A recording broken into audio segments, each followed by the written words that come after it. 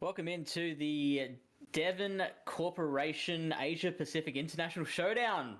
My name's FishOnAHeater, and I'm here with three extremely knowledgeable, handsome gentlemen. Let's go through and introduce them one by one. The player on my left, I think, is Ericsson Yong. Hi, Ericsson. How are you doing today? Hello, so far I am doing very well for Malaysia. Currently, right now in Malaysia, I'm just 17 minutes away from sparring partners red day, but I am okay sitting this red day out to cast in this tournament as it's once in a year. Yeah, who wouldn't want to be here with a bird's eye view of everything, being able to cast it and bring it to the viewers, huh? Next up, we got underneath me. Do you want to introduce yourself and what you have brought into the grassroots community over the years, Mr. Pow? So I'm VroomVroomPow. Currently from India right now. That's important because I feel like in this tournament itself, I'm hoping to see a lot of Indian players on stream. Not sure. Like I feel like not just me, but like the Indian community as a whole has contributed to the grassroots a lot recently. I think one of the players like we have a lot of like significant players, especially in this tournament itself. We will most likely see. I won the Silph World Championship back in. I think it's been like more than a couple of years. Season 4. Season 4, and we're gonna see a lot of other people like who we will talk about. But before that, back to you, Fish. Yeah, sure. The third gentleman that almost needs no introduction. He is like the face of grassroots, I feel. And do you want to tell us who you are? I am Sosaflo, and I am honored to have the Season 4 World Champion casting with me. It's great to be here, seeing the APAC region.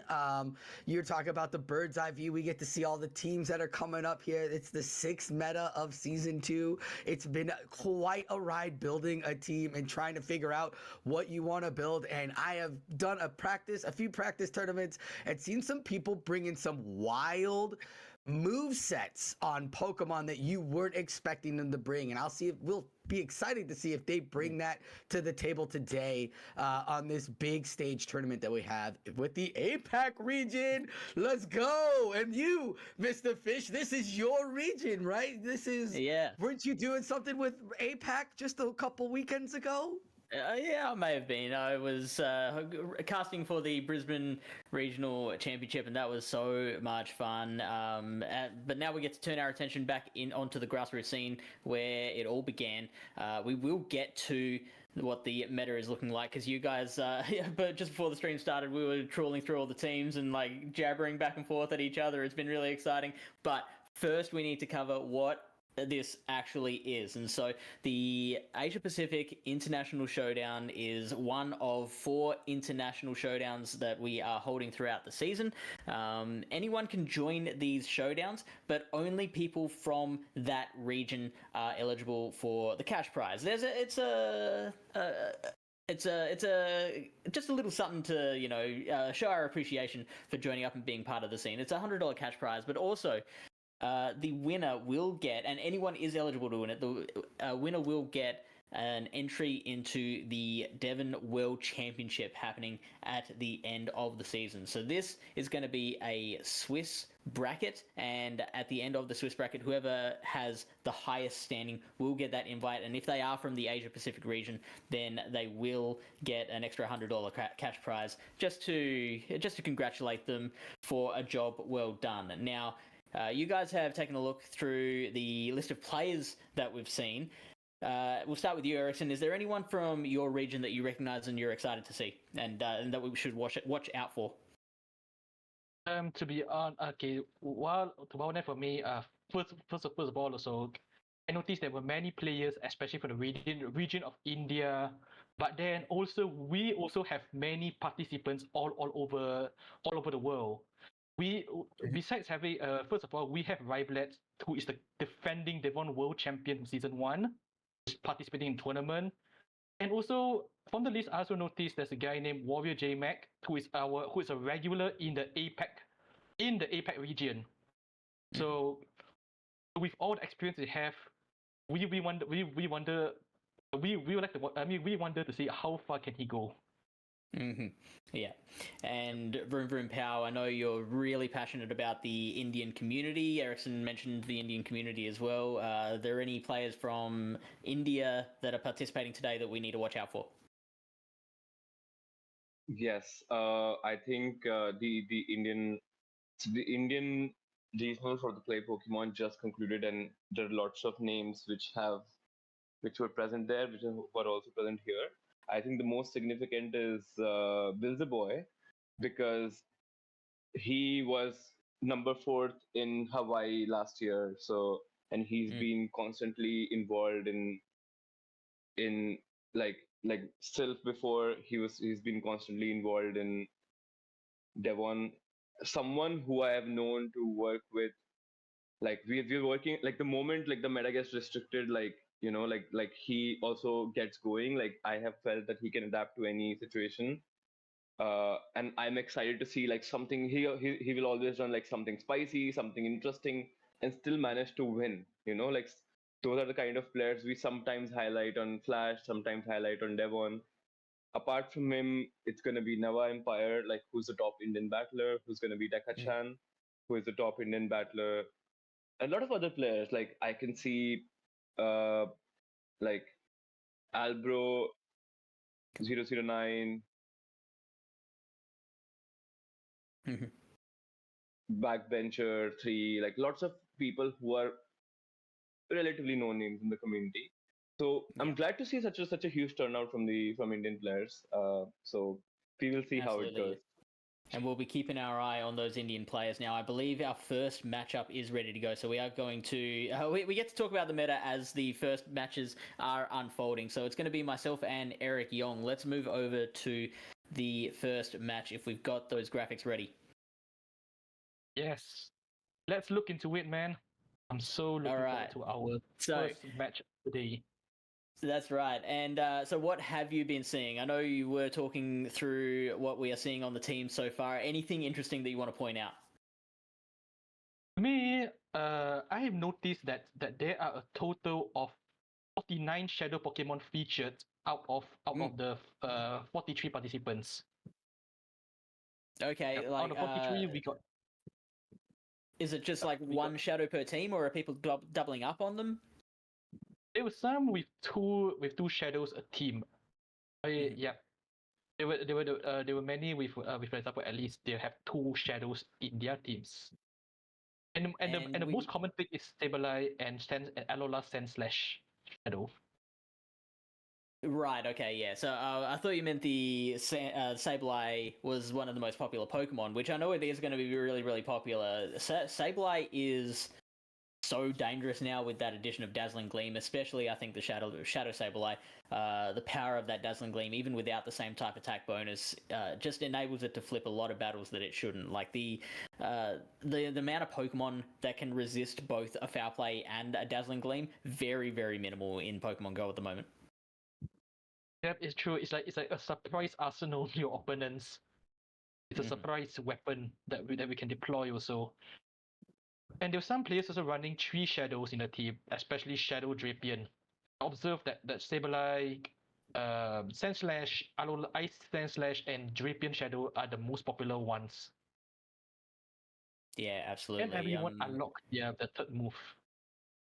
Say again, sir? Yeah, and also notice that every competitor, they have their 3rd charge move ready. And so we are looking forward into a tournament with full of battles and surprises.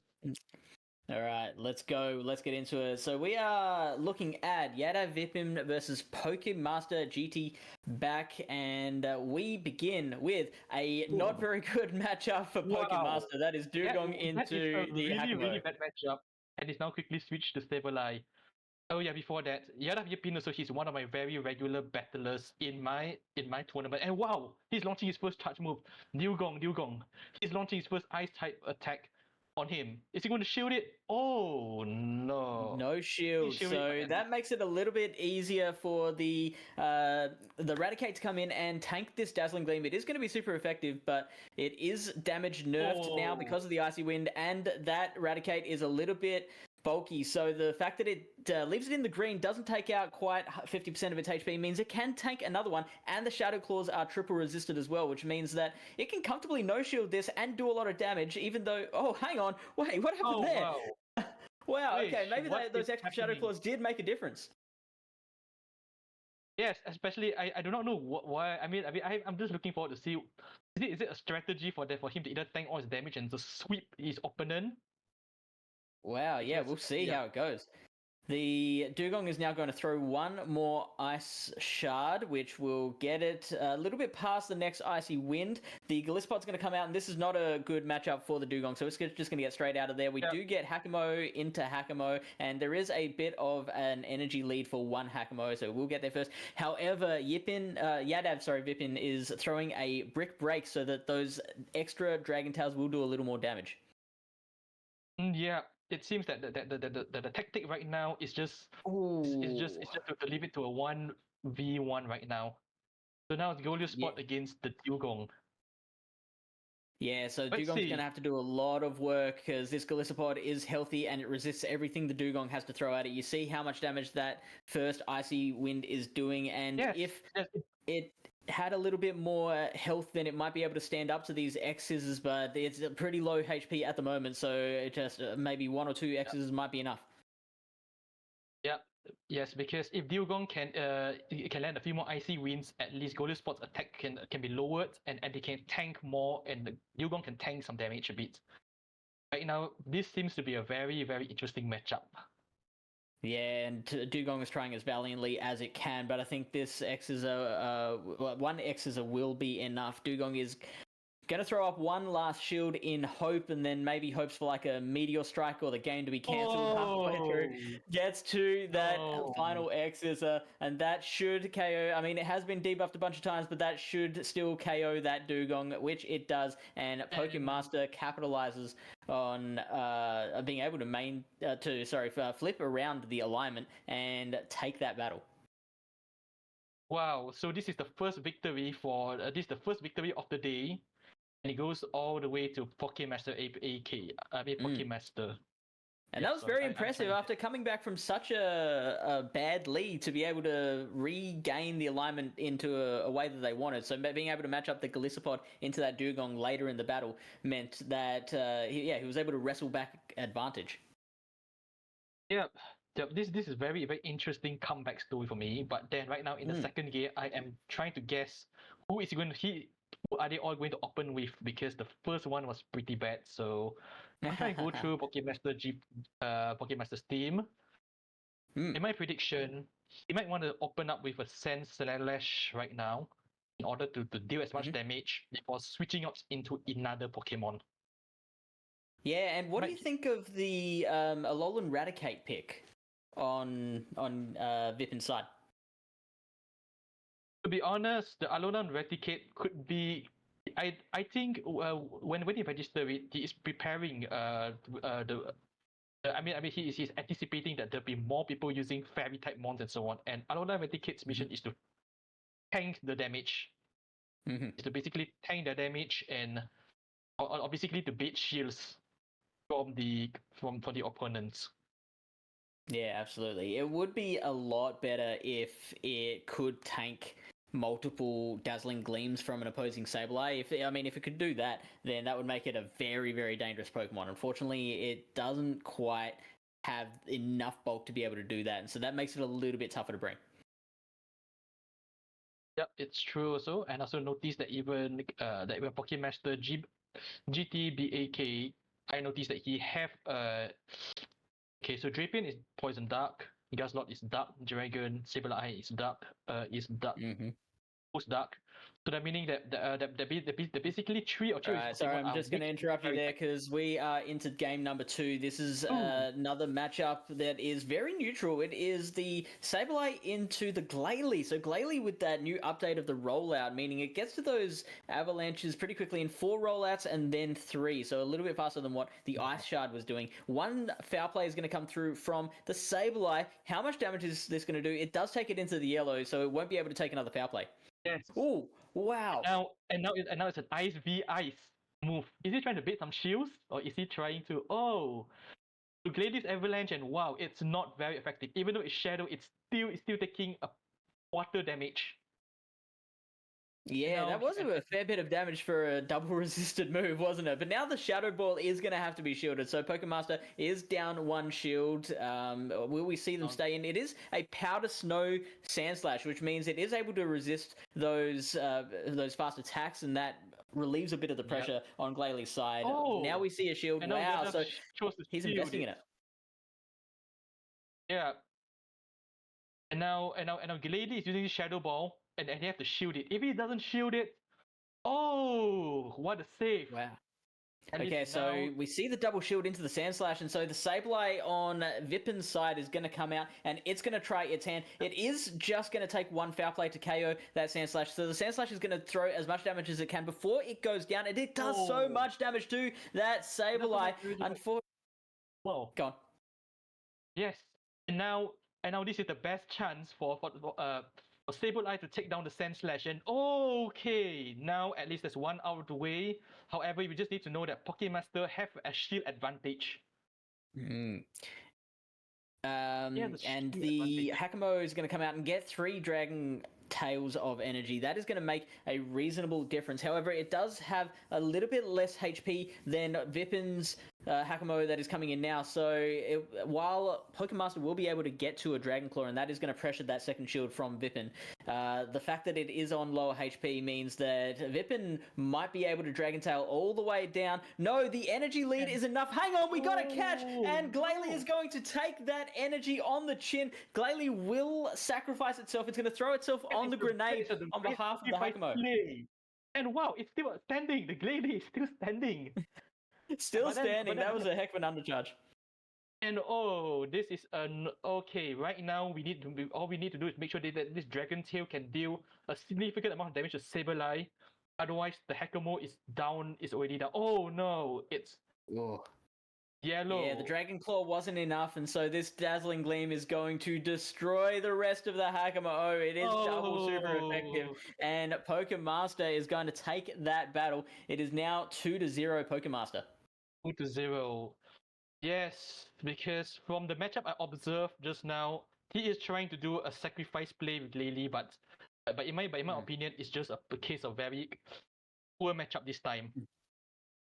Yeah, absolutely. It was going to be hard. Like it was impressive to see, but it wasn't enough to overcome that matchup. It was, 1 fast attack of difference either way could have made that difference because they did both get to their final charge attacks at the same time. The Dragon Claw on Hakamo's side and the Dazzling Gleam on the Sableye's side. And the Hakamo did have 2 Dragon Claws ready. So if 1 more Dragon Tail would have meant that they could get to that second Dragon Claw before the Dazzling Gleam came out, or 1 more Shadow Claw on Sableye's side would have enabled them to get to that Dazzling Gleam before the first Dragon Claw came out as well. So energy made a huge difference here. I agree also. He's like 1 more Dragon Tail away from winning the game. He's just 1 Dragon Tail away, or just 1 tap away from actually equalizing. Now right now, Pokemaster is holding a 2-0 lead. Now, since he won the best 2, I am just curious about the third game. Would the third game be another important game for him to make sure that he gets a 3-0 win, or would he just experiment with another lineup? Yeah, and that could make a difference because the if you get to the end of the tournament and you do have the same number of total match wins as the other players at the top, then battle wins do come into effect as well. So this is a very important one to get back. Yeah, it's true also. Okay, so now here's the third game. And so this is not as favorable a matchup for Glisopod as what it was seeing in battle number 1. Both the Aquajet and the XxDainsleifxX are resisted by Hakamo, so Hakamo has a bit of opportunity to breathe and build up some energy that it can throw on the Glisopod or maybe something else later. Yep. Then for the first move, he's just basically tanking Jangmo. Komo actually.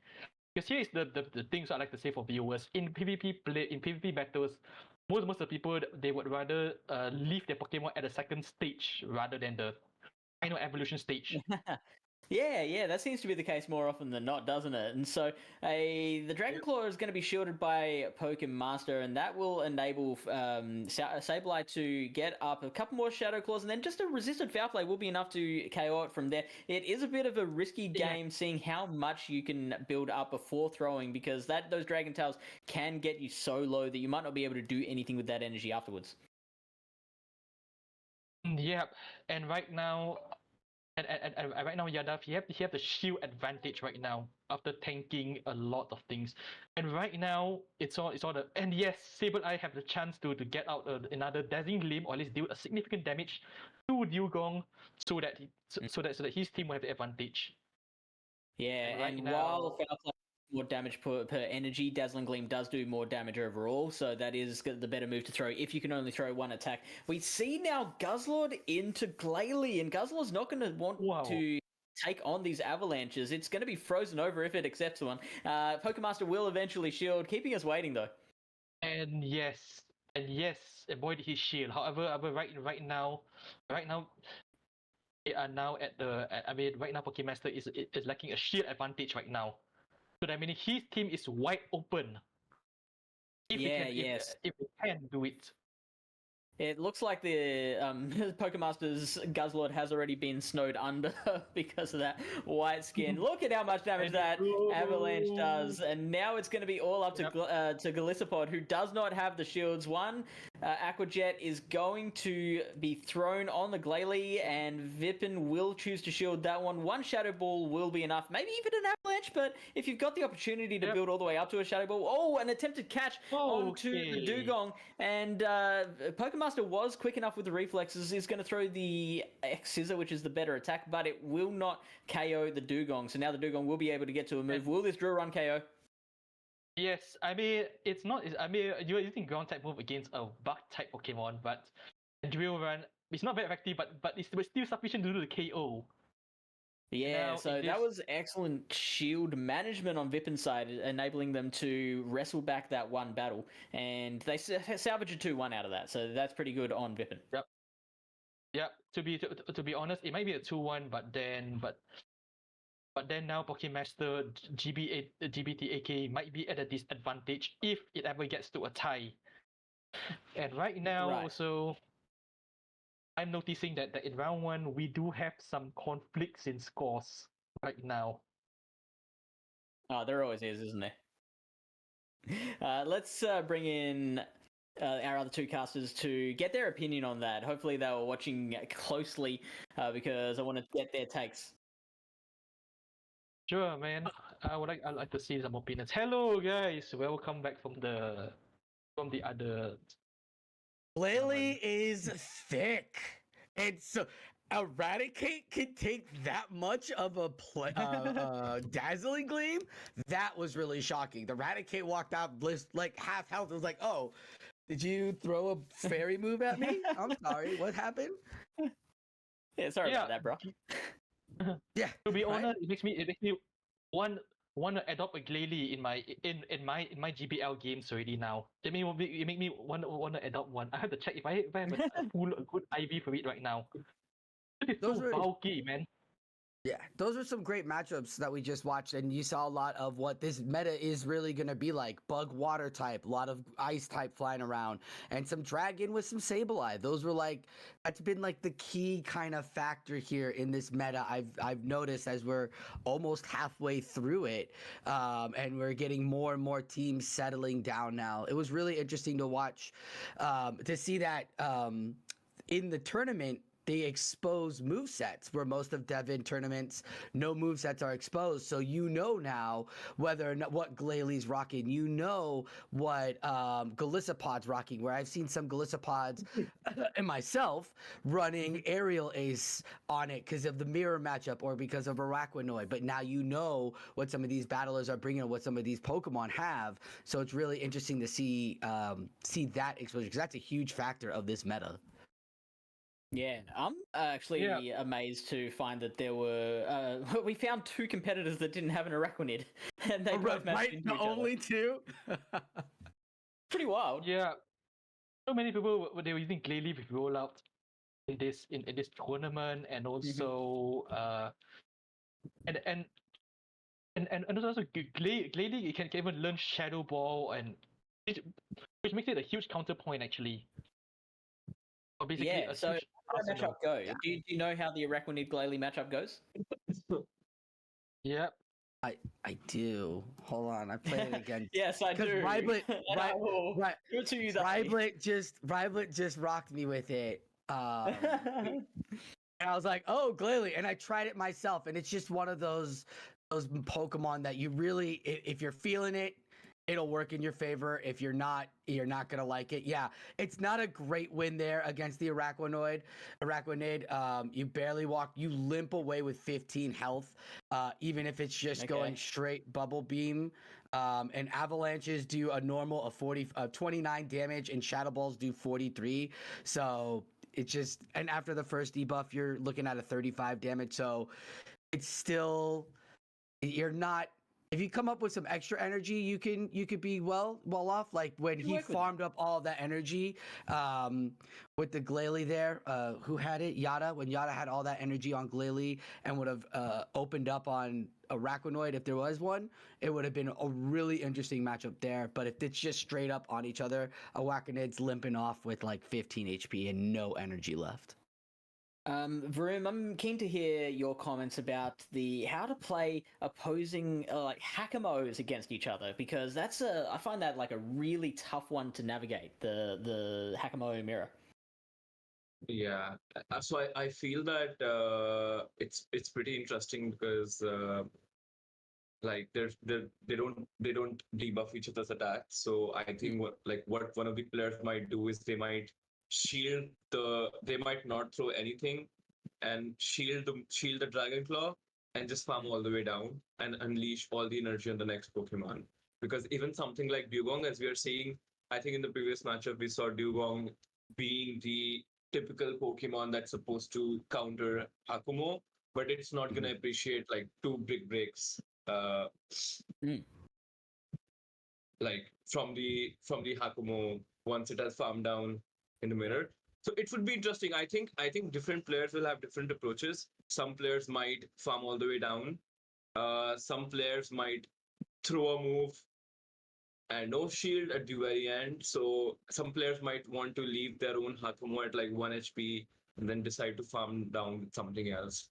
So yeah, because that's the risk with choosing to shield and farm all the way down is you're probably left with so little HP. If it's like say 2 full health Hakamo, that like if a Dugong comes in, I don't think you're going to be able to get 2 brick breaks off because 1 ice shard's going to finish you off. Yeah, that's possible, and I think stuff like Araquanid can also just take in the Dragon Claws. Like there's stuff that doesn't really care about taking that damage in this meta, like lots of bulky Pokemon. But something like Sableye, for example, would not be able to take 2 Dragon Claws. So like it really depends on the team comp at the back. Even something like Glalie would not appreciate to. Something very interesting with Glalie in particular is that the rollouts are resisted by Hakumo.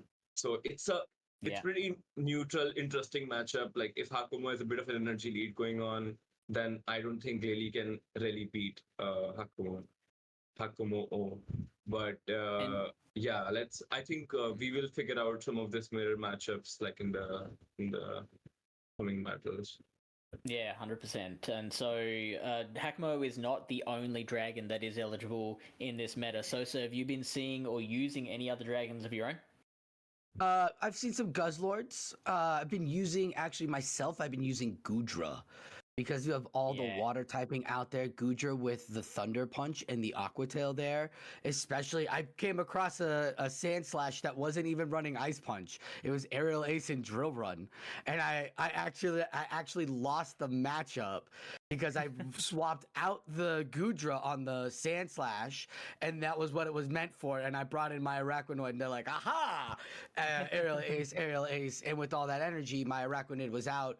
And then I realized that he didn't have Ice Punch on his Slash. So I've been rocking Gudra. It's got that Thunder Punch. You've seen a bunch of Manteens flying around, especially with, we're talking about Dugong there, having that water typing as well. That Thunder Punch really does do some good effective damage against that Gudra. So, or against that Dugong. But, I mean, Brutal Swing on Guzzlord opened that Pokemon up for all sorts of trouble there. Now you got Dragon Claw and Brutal Swing on it. So that's another one I've been having real fun with and enjoying watching around. But the Hakabos came out of nowhere. Brutal Swing or Crunch as well. Do you have a preference out of those two? Sounds like you're a Brutal Swing man yourself. Oh man, I'd say Brutal Swing just because fast move pressure is so important right now in this meta. If you notice, you're getting Dragon Tails, that's super effective. You're seeing Charm, that's going to be that's going to destroy your life. You got Ice Shards flying out there, that's going to be super effective. There's bug typings out there that's really going to hurt that Dragon type of Guzzlord. So I prefer the Brutal Swing in this meta just because you can get that Dark off. I mean, most of the time you're going with Dragon Claw anyways, and the only time you'll be going Brutal Swing is against that whatchamacallit, Jellicent, who probably isn't going to be rocking the Ice Beam. So if you can get to that Brutal Swing a lot quicker and spam those off, especially after it's updated damage too, I think that's the way to go in my opinion. Yeah, absolutely. And I know that you, sir, are one man who loves to tackle all the many dragons that are eligible in this meta with a Charmer. Now, I'm going to throw to you, Ericsson. Like, what do you think the role of Charmers is in this meta? Have you brought one yourself? Is it wise to bring one? Tell me what you think. In my opinion, Charm to me is the new Dragon Slayer move right now. Even though Charm, it might have a slow attack animation, but then the main role of Charm is basically to produce tons of damage or significant damage so that you can charge your moves and quickly switch yourself out for another Pokemon to tank damage from your opponents. However, from what I see, I'm very surprised that in this tournament we are only having 3 Charm users in this tournament. And it is dangerous. Go on. Yep. It's like they are. I mean, I do not know if it's tactical or what, but then from a perspective of a GBL player, I would say that this is a very interesting time. And not many people are using dangerous Charm. Yeah, absolutely. The Charmers that are left in the meta are a little bit, glassier, and so often they can lose some of those really important matchups that you need from it. Like, for example, Meowscarada is a Pokemon that I've seen on some people's teams, and like that thing gets matched up against. I'm sure it's great against the dragons that you want it to target, but then if you can't get the alignment that you want, and it gets matched up against Araquanid, then that thing gets eaten apart. So like it can be dangerous to bring. I think Brion is a bit more of a safer one that can do a little bit more than what a Meowscarada can. What else is there? I think Vroom, you were pointing out there's a Lipard as well. Yes, there's and not to mention that even Meowscarada, it's weak to bug ×4. I mean it's a double weakness to bug. Yeah, which makes it a glass cannon. 100%. Any other Charmers that we have missed, or is it just those 3? We only have these 3, which is Meowscarada, Lippert, and Brion. And Brion's the only one with the STAB. I need to check let me just check. Actually, it doesn't. Fun fact: just straight water type. Straight water. It's just pure water type. Yeah, so it doesn't even have that same type of attack bonus. Also, go on. Yeah, fairy types are banned, right? Yeah, in this matter. Yeah. That's all three Charm users are 3-0 in round 1. I'm just gonna put that out there. All three charm users hello. are 3-0 in round 1. So each of them, again, 3 different Pokemon, 3 different battlers playing their battling type. You got the Lipard from our good friend Nava Empire out from India, rocking the 3-0 there. You have, where was the next one? It was 89 Flames fan with the Meowscarada with the 3-0 there, and the Brion was by Amon, who got a 3-0. And they're also rocking another rollout Pokemon who we have not seen yet, and I want to love to hear from all 3 of you about rollout Blastoise in this meta. Vroom, let's start with you. Vroom, let's start with you. What do you think about rollout Blastoise rocking in this meta?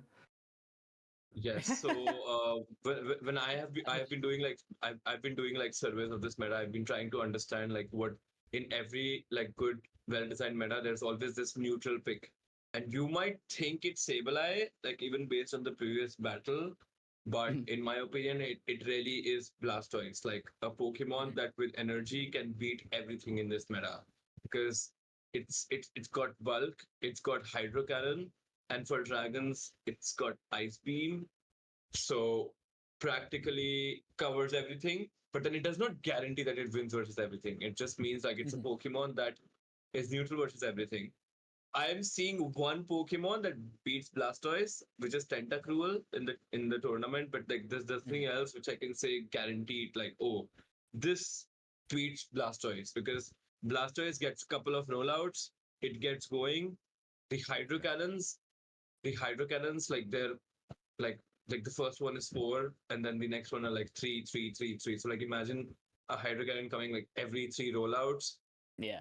That doesn't happen with Glalie, by the way, because Glalie is like 4, 3, 4, 3, 4, 3. Yeah, it's like much spammier. So Hydro Cannon's like an even better move. Are you saying nerf Hydro Cannon? Is that what I'm hearing from you? Put Hydro Cannon should cost more energy? I think they've already nerfed most of the Pokemon that run Hydro Cannon, so like we have nothing left in general. And yet it's still so dominant.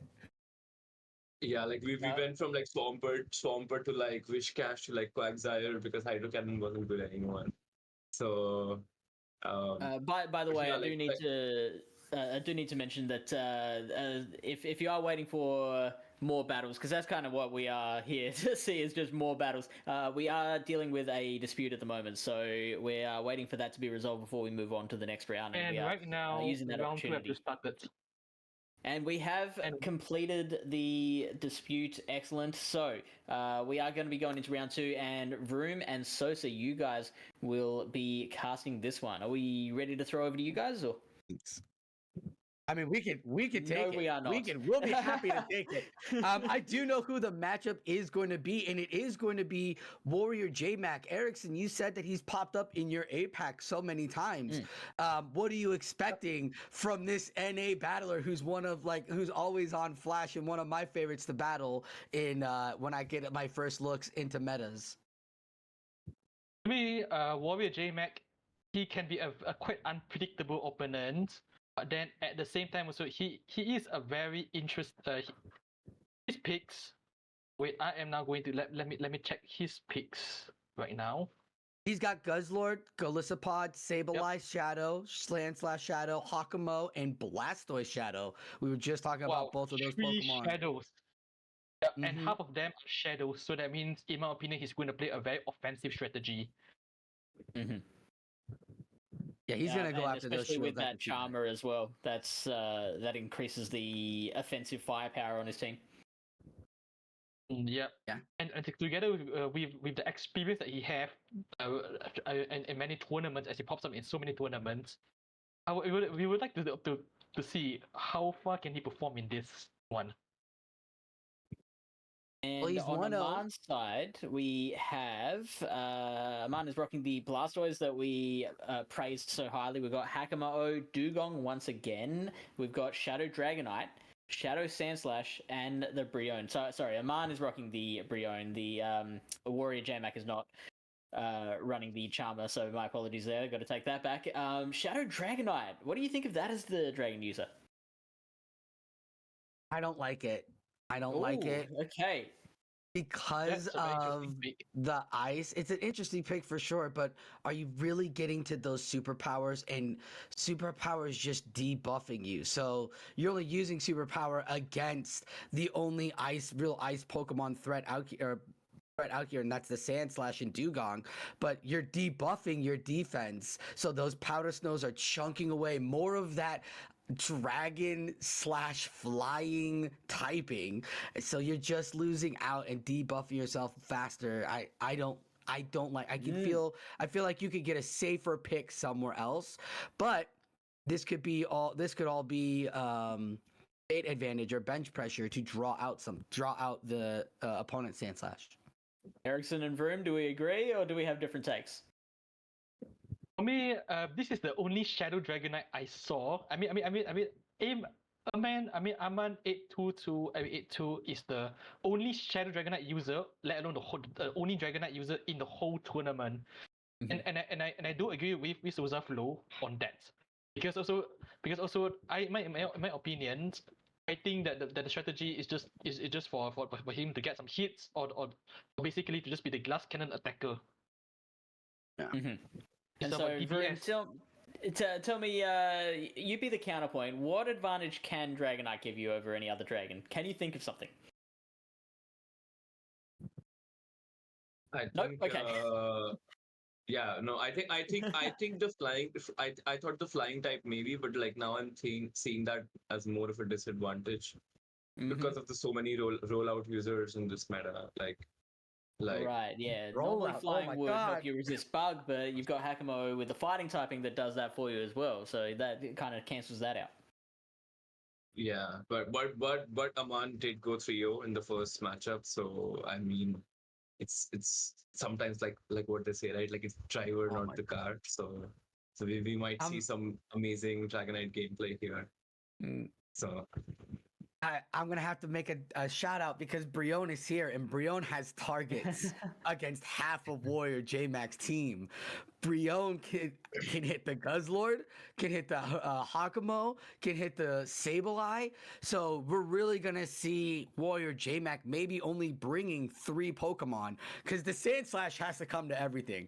Because if I'm a Mon, you gotta bring Brion. That's half the team right there. Not to mention you're still doing good fast move pressure onto the Blastoise, onto the Golisopod.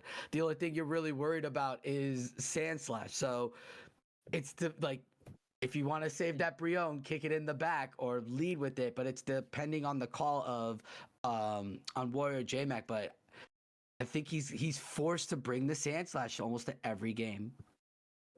Vroom, I noticed that Warrior is rocking the Shadow Blastoise versus Aman's regular Blastoise. Do you have an opinion? Both of them are running Skull Bash over Ice Beam. So do you have an opinion on purely Shadow versus non-Shadow?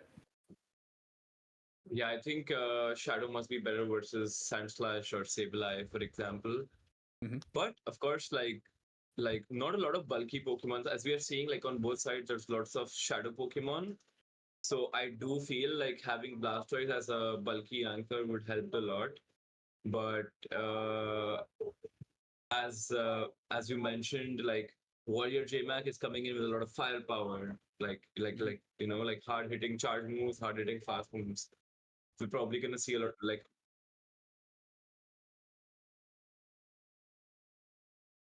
All right, let's get into what we can see of the battle. So we are going to throw over to Vroom and Sosaflo, and I want to see you guys handle this match. I'm so keen to watch. Let's get it on. Vroom, we were just talking about it. You give us more of that insight on the Shadow Blastoise and regular Blastoise, because this is kind of one of those. To help all of you out that are watching tonight for the Stygian Cup, for your own locals, for your own ranked tournaments, this is a good bit of advice here that Vroom's talking about with the Shadow and non-Shadow Blastoise. Yeah, so like the non-Shadow Blastoise, like it's gonna be more bulky. Like Blastoise is generally a relatively bulky Pokemon, but I don't think like it's gonna not one-shot anything. So like you're going up against Sableye, for example, like a Shadow Sableye, you still need to throw 2 Hydro Cannons. But I think Shadow Blastoise rewards if you're a player who likes farming up moves, who likes spamming moves, who likes to play with energy, then Shadow Blastoise is probably more rewarding because like you get more out of that Hydro Cannon, you get more out of that Skull Bash. I am very curious to see how what role Ice Beam would have played in this meta, because I always felt that Ice Beam was the go-to move because of the dragons. But I'm pretty sure like the players have done their research, so like they must be aware of why they're running Skull Bash. I feel that Shadow Blastoise, like, so one thing that does make a difference here is Skull Bash. A very indirect thing is that when people use their shadows, they're gonna use not very likely like zero attacks. They might have like a few attack on their shadow Pokemon because it's like very difficult to optimize. Which means that the Skull Bash is gonna win CMP. So when like when Blastoise wins CMP in the mirror, like Skull Bash is better. Like, so we might see that sort of play from like Blastoise in the mirror, where the Shadow Blastoise wins the CMP and gets the Skull Bash off first, and that is devastating for the opposing Blastoise. That is a play I am pretty interested to see like how that plays out. So yeah, finding out that knowledge on who wins the CAP with the Blastoise, especially when both of them are rocking Skull Bash, that's going to be huge when it comes to the Hakamo rocking that Skull Bash hitting it. I know it's not Ice Beam, but it's still going to put some neutral damage down and do that hurt. So it'll be real interesting, especially if they both end up using Blastoise as the safe swap, and you're stuck in this head-up matchup, mirror matchup. Always important, especially if you lose that, maybe then the opponent doesn't bring in the Blastoise, thinking that it's not going to win the matchup for them, or they lead it and try to avoid the mirror matchup and get that extra energy. That's a great little tidbit on the Blastoise. I don't see a Sableye on Amon's team, which is interesting because we were just talking Sableye being like top notch. He's got the Brion, and I see Sableye on Warrior JMax. Do we think Warrior JMax is going to bring Sableye? It's rocking Dazzling Gleam, not Power Gem, so it has some targets still to hit with Dazzling Gleam. It hits almost everything except for the Slash. But do you think that Sableye will still play? absolutely, like even something like Brion, because it's like water type, it does take neutral damage from all three of Sableye's moves. So I wouldn't be surprised to see a lot of Sableye. And interestingly, I feel like A Slash is gonna be like a very important Pokemon, and Sableye now with Foul Play becoming like 40 energy, 65 damage, 55 damage, or is it 65? It's one of them.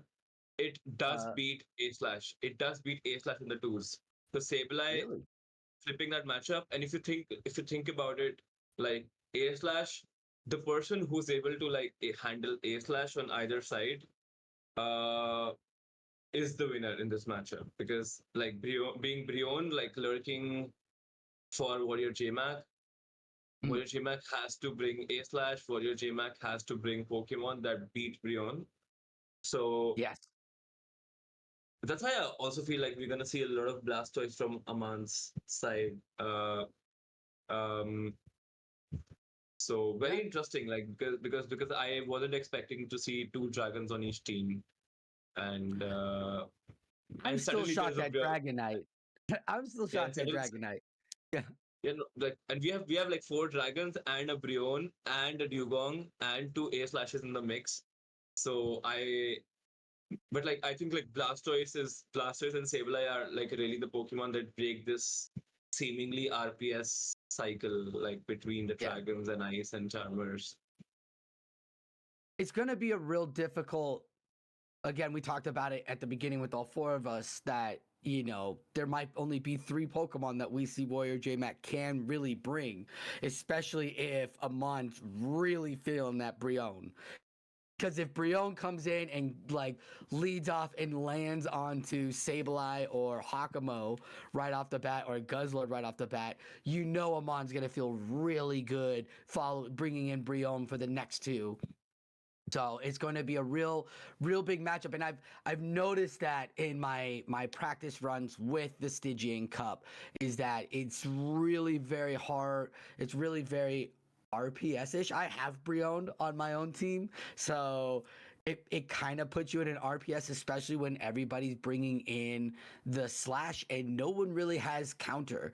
I think one battler out here has low kicks, and I don't think that low kicks is rocking counter on it. I think they're rocking sucker punch. So without that fighting typing, this slash just unlocks and does all that it does. And neither of these slashes are Shadow Claw. They're all Powder Snow. So none of them are rocking the Community Day move. They're all rocking the Powder Snow because they're prepared for dragons. So that could actually help in Sablei's favor too against for Warrior JTizzler against Amon's Sand Slash if the Sableye gets caught on the slash, because there's no Shadow Claw to really chip away at that health of Sableye. So Sableye can maybe take a drill run or an ice punch catch.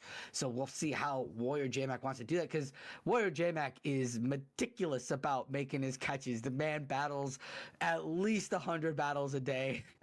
He is always on Flash trying to find scrims. Like, when are you not battling Warrior JTizzler? When do you have time to sleep?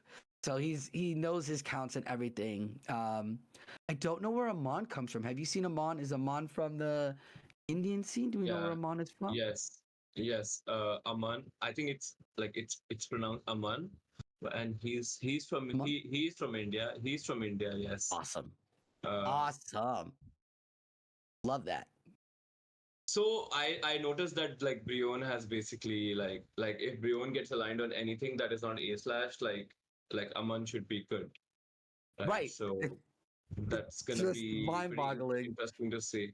That's pretty interesting to see like how that plays out, because I think Warrior JTizzler is sort of forced into like there's no hidden secret that Warrior JTizzler has to play A slash, and if he decides not to, then we're gonna see how that turns out, like with the Brion lurking anywhere to erase at least 3 Pokemon. And I think Brion's gonna be pretty okay versus like Shadow Blastoise as well, especially when shields are up.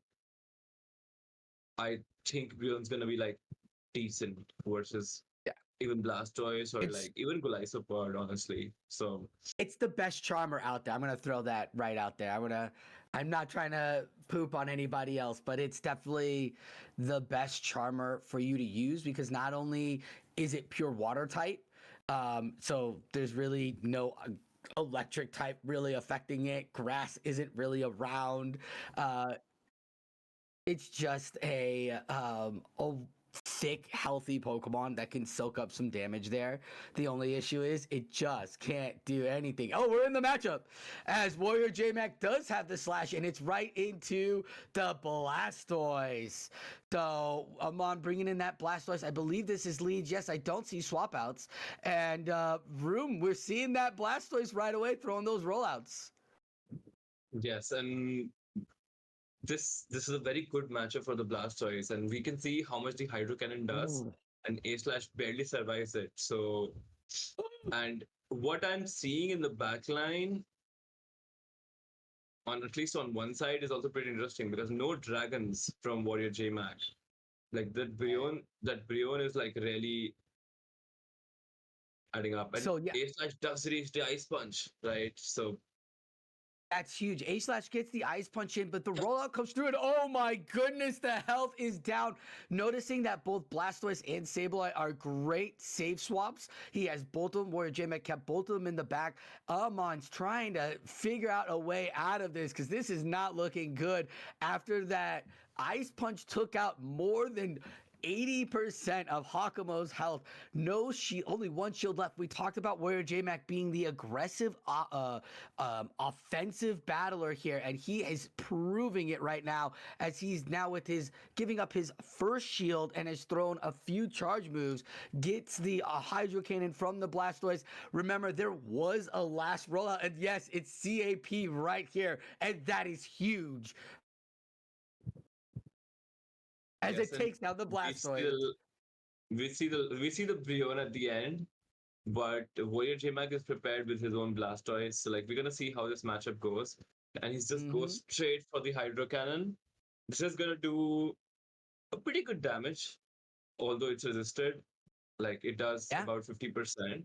But the charms are adding up slowly but surely. So we're gonna see how much the Brion does. Like can Brion completely charm down? I think that is the main question here. That charm did go through, so this shield will keep the Blastoise in the red, which this could be huge. That sneak charm through gets the Blastoise down. There's no more. There's very little health on this. Oh!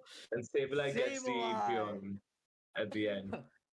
Oh my goodness. I believe it was going to be 2 more charms needed as well. Sableye was in the yellow, a pretty healthy yellow there for the charm there, and it took it to the deep red, but I think it was just going to live with just a slither health. I had that happen to me earlier where I'm like, it's just a dark 1, 2, and it just survives to get the damage registered in on the 5 HP Brion, and Shadow Claws still doing damage because that's what Shadow Claws do, as JTizzler survives and gets the first win. Again, we talked about Warrior JTizzler. He showed us that offensive pressure that we saw his team going to be putting down, took just so much out, took the Hydro Cannon, and you're like, whoa, Slash is in some deep hurt. But then we remember that there's no fighter move out there. And then he just started spamming it off. The Dragon Tails didn't take it out in time, and that Hakamo really ate it. Yeah, I feel like the A/Slash reaching the Ice Punch on the Hakamo at the very end was the key game turn in this game, because like I feel that Aman tried to like snipe the A/Slash suddenly, and A/Slash still managed to hold on and reach their Ice Punch. Maybe the play was to shield the Hakamo. Maybe if he does that, we see him winning the game, because we're getting into, we're already locked into game 2. Whoa. And Slash right into Hakamo. That's a good one. And Hakamo gets out immediately, swipes right into Dugong, and look at that. Roll out, ow, ow, no, roll out, ow, ow. Building up for the Skull Bash. And this is why a lot of battlers have the Skull Bash here, because the Blastoise, we're seeing a lot of the Dugongs, seeing a lot of the Blastoise themselves, and the Skull Bash so much better than Ice Beam, because Ice Beam really wouldn't do it, and this Skull Bash not gonna get shielded as Dugong is now in the deep red, and Blastoise gets a defensive boost. How you liking that, Vroom? Yes, that is amazing. And this survives, like the Blastoise survives this drill run because of this, and gets off. Oh, that Icy Wind did nothing. So, and we get off like another Hydro Cannon. And maybe even 2. And this is what I was talking about, right? Like this is the Shadow Blastoise. So like the moves are actually gonna add up over time. Yeah. Like the Hydro Cannons, even though it's debuffed, we are seeing the Blastoise do like 50% damage already, like to the Hakamo. Right, and there is a Sand Slash in the back with 2 shields ready to go, and he brings in the Sableye instead. Sableye gonna see if he's gonna take the Dragon Claw, trying to bait out the Dragon Claw from Amon. We'll see how that plays out. Maybe even seeing if it's Brion in the back, but I don't think Amon's gonna bring the Brion because it didn't look so strong in game 1, as Dragon Tails have taken the Sableye to the deep yellow now. And you get the first shield from our opponents. Oh, it is the Brion. Apologies all around. And look at that. He's able to marry the Sand Slash right onto that Brion. A great read from Warrior JTizzler, like bringing in the Sableye here, understanding that there's most likely a Brion in the back, and the A/Slash needs to be kept alive to deal with this. Instead, because the Sableye gets eaten up. So saving that Sableye, like the crucial moment where like normally you would bring back the A/Slash there, but he decides to bring in the Sableye to make sure that his main answer to Brion is still alive. So yeah, I mean, we thought Brion was going to be such a huge pressure here, and Warrior JTizzler made work of it in both game 1 and now in game 2. Didn't really fret the the charm at all. Even brought the Sableye. We talked about the slash being a huge factor, and he got it onto the Hakamo. He got it onto the Brion when he needed to in the middle of the matchup, and he brought the safe swap Blastoise. Like, this was smart plays by Warrior JMac, but this is the trap of the Charmer, and that is that if you get caught with the slash, you're in some world of hurt, and Amon doesn't really have anything to answer the slash besides Dugong. So if he avoids the Dugong, which he did, then he's going to be in a great position there to continue to be dominant in this meta. And Warrior JMac, they've already locked into gate 3. Vroom, we can't even get into a discussion going on. They're so locked in as it's Blastoise on Blastoise mirror matchup, and immediate swaps out because now he realizes there's no ice beam on it, and now Hakamo's here to see this Sableye. I wonder if he'll go Brick Break here and get some debuff action. I think he goes Dragon Claw and like the Sableye, like it really does a lot of damage. I am a bit disappointed, Sosaflo. I was expecting to see the Blastoise mirror as we talked about, but like the players definitely. It's not over yet. They both got out so quickly. We can still see it. Yeah, the players definitely have something else on their mind. Like they are definitely.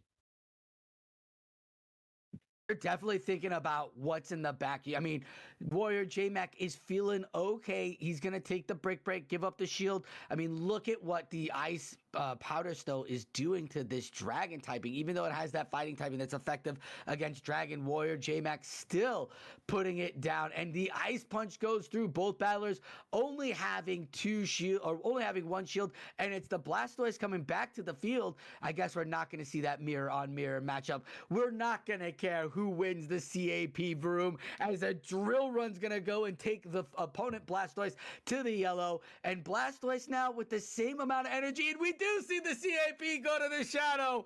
Incredible. Yeah, and I think Warrior JMac is already playing mind games. Like, he's already expecting a Brion in the back again, so he's trying to see like how the Brion comes out and wins this matchup. Oh, and we see a Dragonite. We see a Dragonite. So is the A slash gonna win this? Yeah, it's able to almost completely farm down this Dragonite. Right? Even if it has 2 superpowers, it got that last Powder Snow through. That debuff is going to. Oh, it's a Dragon Claw. What a bait! Oh, it was CAP. Never mind. So no debuff. I think Amon sneaked it through. Oh no. Yeah. There it is. The Blastoise comes back and can't get the Hydro Cannon off. Sandslash with Powder Snow. Too thick for your rollouts. Can handle a Dragon Claw. Can handle a Dragon Breath. And Warrior JMac takes a 3-0 lead there, going 2-0 in this tournament. And he's going to be heading to round 3 feeling really good that he was able to avoid Charmers and outplay his opponent. This was a great thought out. I mean, you really had to think where you're going to place that slash in mostly all of this tournament. But I'm going to put on the point again that you had, and that is Blastoise was so key as a supporting player for Warrior JMac. Yes, definitely. And we realized that the Warrior JMac didn't end up using the Guzzlord, didn't end up using the Hakumo, because of the pressure that the Brion puts on the team. But Blastoise and A slash together, like the core of the two of them, like we've always seen this core, right? Like A slash Azu in Open Great League. So like we have something like A slash and Blastoise here. So like that core was nearly unstoppable for Warrior JMac. So, and I think this is not the last we have seen of both. So I don't think this is the last we've seen of either of these battlers. we're gonna take a look. We're gonna bring back the other two. Take a look. We're gonna ask the other two gentlemen what they saw because we had to just go from battle to battle, and these guys had like 20 minutes in between each battle to analyze and even talk about what was gonna come. Gentlemen, did Brion or Blastoise exceed expectations? Blastoise is definitely exceeding my expectations. I am like when that thing first got rollout, I was like, how good is this thing gonna be for it? Like, how much of an improvement is this really? I have been proven so wrong. It has proven time and time again how much of a force it is in Great League battles. Yeah, Ericsson. Oh, sir, you are still muted. Damn Oh, it happens. Don't you worry. Ericsson loses the bet. It's not me this time. Be you. Be you. We're getting it together, folks. I still cannot hear him. Still can't hear him. Oh. Boop, boop, boop, boop, boop. Okay, well, Please stand by. while Ericsson's trying to figure that out as well, we talked about Warrior J-Max offensive pressure with this team, and we really saw it shine through, especially with Slash. Do you feel that this is maybe the way to be going in this meta, Vroom? Yes, definitely. Like, I feel like I was shocked at how bulky that Blastoise like still ended up being despite the shadow. So while deceptively it seems like offense is the way to go, but the Blastoise was like really tanking everything. So maybe it's like the tankiness that ends up being the difference maker. Like, but because we haven't seen some of these matchups, we haven't seen a Blastoise into the Hakumo, which I think is gonna be favorable for the Hakumo now. So I do feel still like as a player conditioned to running like bulky Pokemon, I'm gonna say that bulk is still the best. But we're gonna find out more. We are yet to see like something like Araquanid, which is incredibly bulky in the gameplay. We are yet to see the Jellicent. We've yet to see one of the #1 Pokemon, Araquanid. Absolutely. Well, maybe it isn't All the we did number was one talk Pokemon, about huh? it. And the 4 battlers don't have it. It's on like 40 of the teams, 80% of the teams, and we've not seen it yet. Absolutely. That's crazy. What I like seeing from Warrior there in that battle is that with the threat of the Charmer on Amon's side, only brought one Pokemon that was weak to it in the Sableye, and of all the Pokemon that are weak to Charm, Sableye is absolutely the one that can handle the most. Yeah, Like it can get back shields from the opponent. It can take it out before it has a chance to charm all the way down. It can take the most charms of anything else in the meta that is weak to charms. So like 3 charms will take out a Guzzlord, like 3 charms will take out a Hakamo, but the Sableye can take maybe 4, 5, 6 and do some work in that time. I should be back in now. Hey, we got you, Ericsson. got you, sir. Ericsson. Okay. Excellent. Yes. Well, sorry, there's some technical issues. But so No what was worries. the Always. So we were talking about the meta and how the oh my god, the Hakamo Brion, Hakamo, and the Sableye. Brion, yes.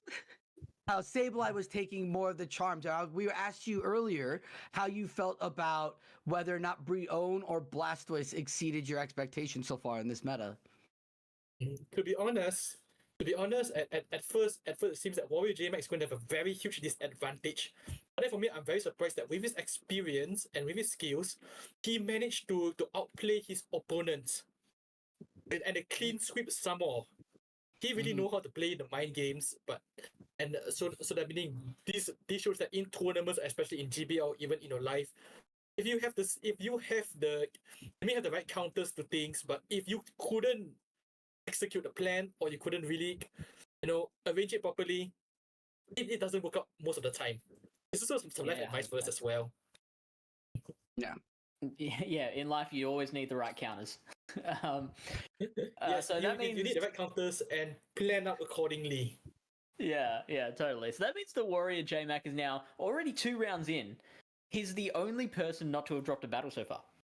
Everyone else, this has been a pretty tightly fought match.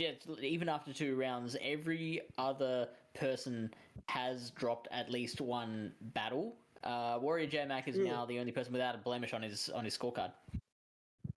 That's incredible. He's having a clean sweep so far, but then it's just only 1/3 of the game.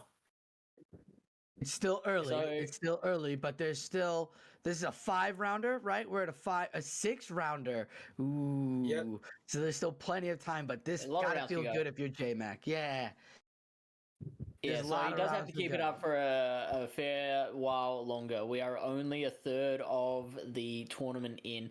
Let's take a look at some of these other competitors that and see how they've fared so far. I notice here that Riblet, our current Devon World Champion, is 1-1 at the moment. So where is he? Yeah, see, he lost. Oh no, actually no, sorry. So he lost to Spooky Mafia in round 1, 2-1, and then in round number 2.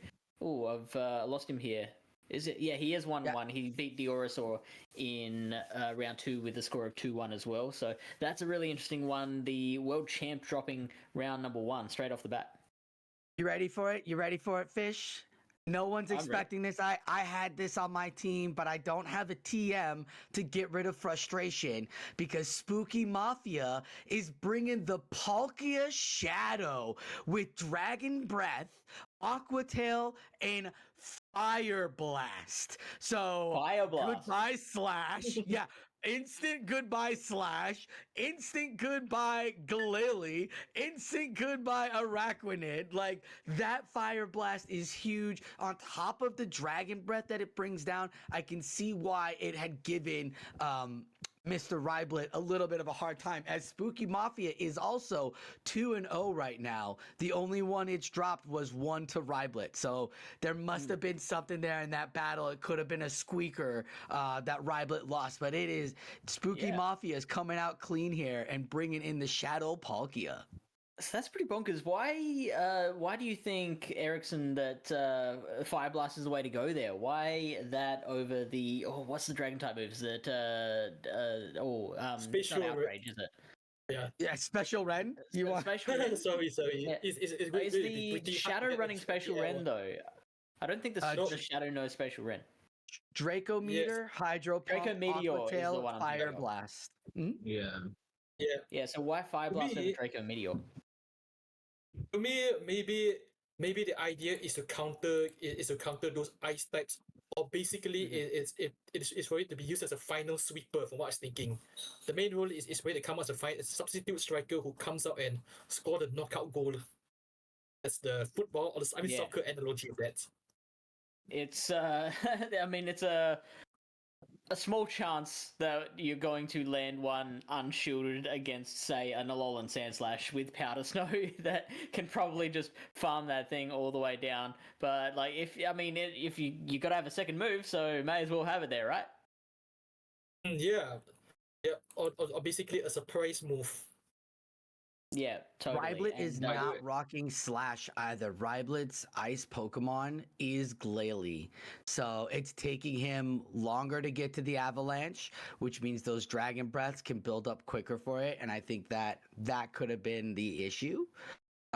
Because that's his only real defense against Dragon besides Guzzlord and Hakumo. All right, I think we are ready to go into round number 3. Wow. So let's check out who we've got. Do we know? Okay, so we don't know who we. I thought we were leaving, Fish. You're like, we're getting ready for round 3. I was like, I saw you waving. I'm like, all right, I guess we're going. Guys, let me point your attention to something really interesting. Like Blizzard Boy is 2-0. Like, I was just gonna bring him up actually in his battle so far. But what I'm bringing attention to is the Dragon Tail Milotic. So like we have been seeing A slash as the dragon answer so far. Like we've been seeing Dugong, but like a Pokemon that we have not talked about yet, which does beat other dragons, is Milotic.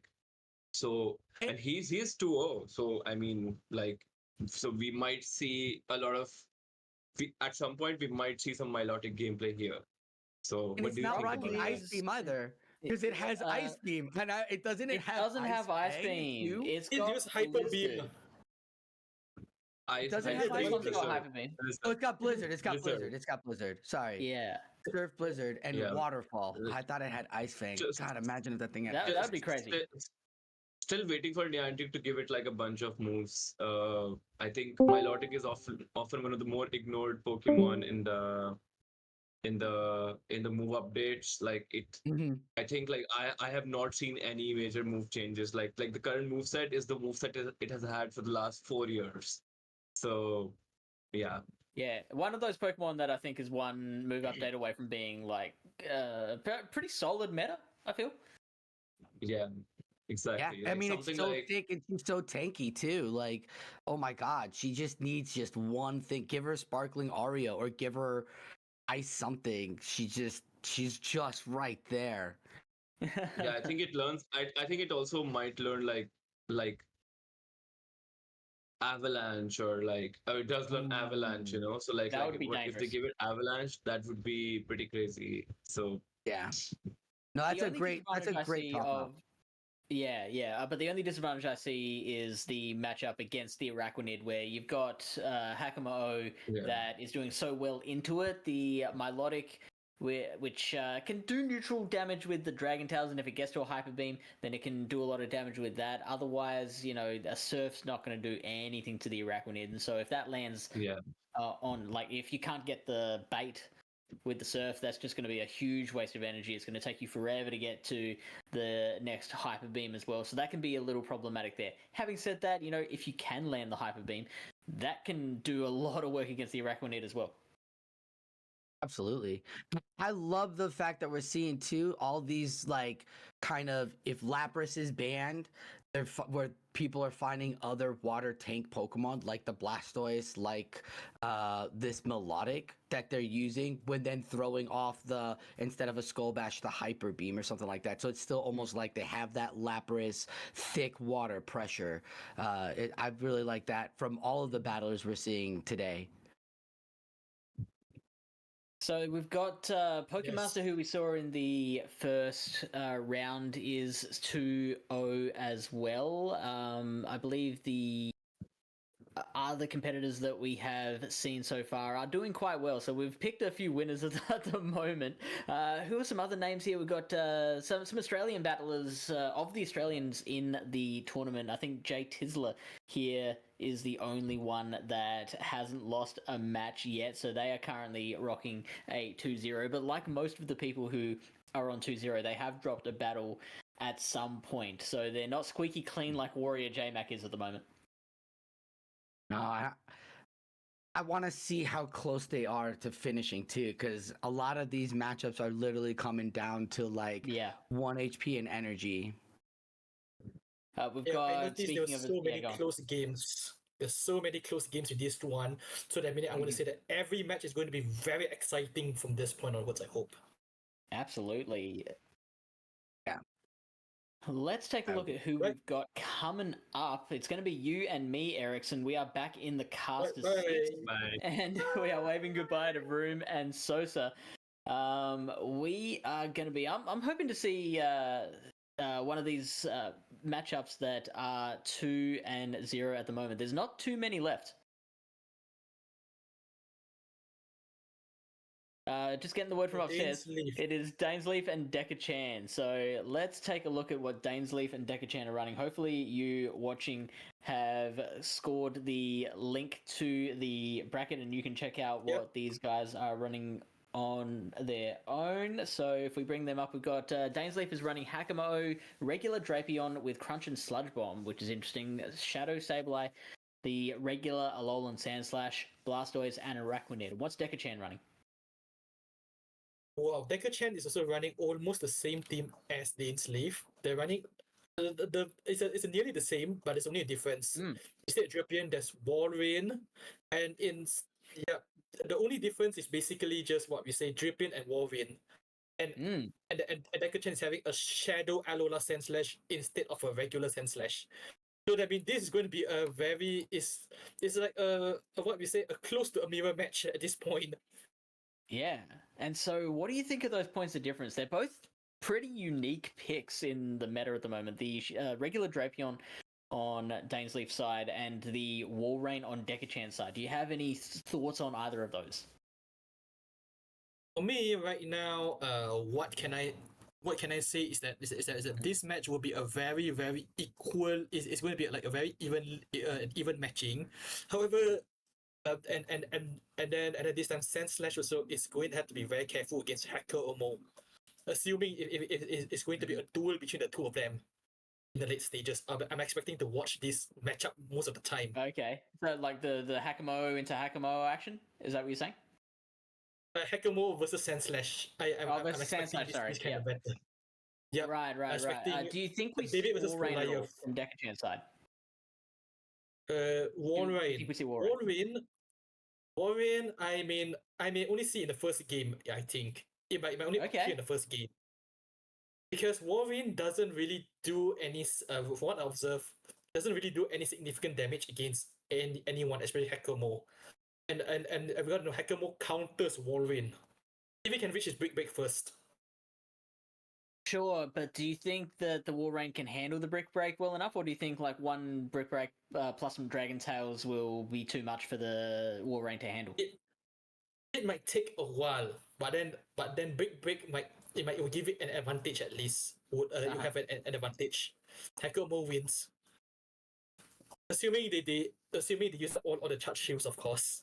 Yeah, of course. So, I mean, I think Walrein does have a little bit of play. Like, I'm really interested to see how the matchup goes between Walrein and the Alolan Sandslash that is running Powder Snow. So, obviously, both of them are going to be double resisting each other's ice attacks, and they're both relying on their ground attacks to do their damage. The Earthquake is going to do a lot more damage than what Drill Run will, but being a non-shadow, maybe the Sandslash will be able to handle one, and only having to take double resisted Powder Snows after that can probably still do more damage, no matter how low it's left on HP. Yeah, it's true. It is true. So because the shadows will take far more damage, and if you notice also, Mr. FishOnAHeater, you observe that all of their movesets are the same. Mm-hmm.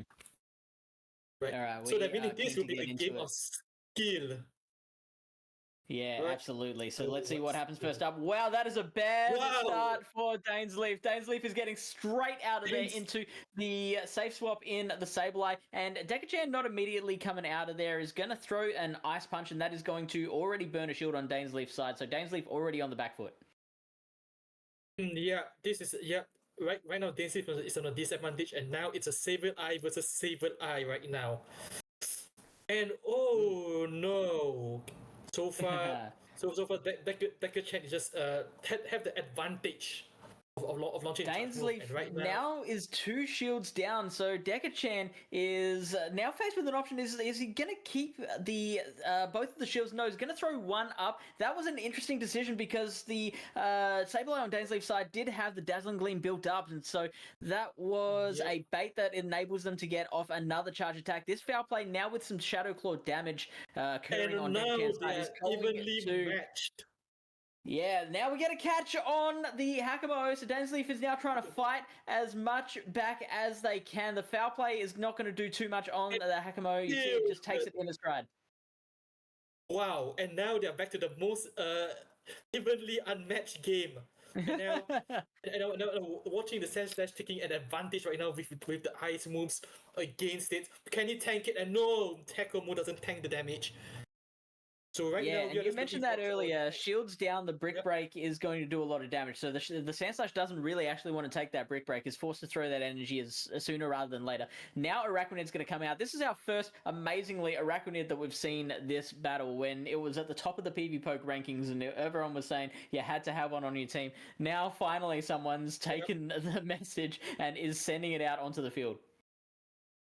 Yes. So far, right now, it's a battle of not very effective, but then right now the game is all about who can launch the charge moves first, because the two of them right now is like you are having an unstoppable force against an immovable object right now. Yeah, we get one more courtesy ice punch that is going to become from the Shadow of Alolan Sandslash just before it goes down. It's not going to do too much damage to the Araquanid. It is going to be able to take that. And now the Bug Bite is going to finish it off. But the Araquanid does have a lot of energy, but Hakamo does resist all of the attacks that the Araquanid can throw. Yeah, but you have to look at this Araquanid. It can withstand 3 ice punch straight, unshielded. Yeah. This is a testament to power. Yeah, the attempt to get to the Dazzling Gleam, that would have made a huge difference, but couldn't quite get there in time. So now this foul play is going to come out, finish off this Araquanid, and Dekachan is going to be able to capitalize on that alignment that they had at the start to finish this battle off nicely with 2 Pokemon left standing. Wow. Well, Dainsleif is very close to winning the game. It's very close. If the Araquanid could have, if the Araquanid lasted longer, there's a chance it could have won. But regardless, it's like a near one-man army from what I observe. And that's why Araquanid is ranked so highly, right? It even in kind of not that great matchups, it still manages to do so much work. In fact, throwing one Bug Buzz might have been, I don't remember, were the switch timers up at that point? Could they have gotten out and just banked that 100 energy on the Araquanid, or did they kind of have to throw the charge attack to try and burn some of that switch clock? For me, I was just thinking they wanted to bait each other up only. That's the strategy of the game, because since they were having a mirror match, so they were just baiting out each other. But then yes, the lead Pokemon is so important in this mirror match. Seeing how Dainsleif is in a disadvantage at first. Yeah, if you lose the lead, it's such a hard slog trying to get back to winning the game. It's like an arm wrestle where you're already starting with your arm, halfway down. It's pretty hard to work your way back into it. Yes, and here's the best part. Alola Sandslash, it seems to be carrying Dekachan's team a lot, especially with the 3 ice punches it launched. Yeah, which so to do me you is see? a very smart move.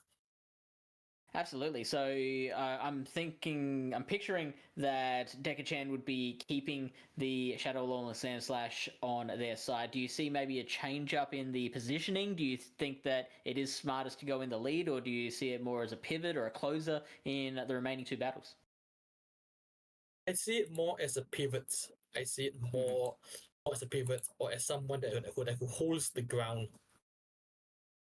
Yeah, so the only thing that it has to worry about as a pivot is being met with the Araquanid in return, but then maybe the plan might be to bait out the Araquanid to maybe close with a Wall Rain later, or maybe something like that. So maybe like a Hakamo double ice strategy might be good for Dekachan?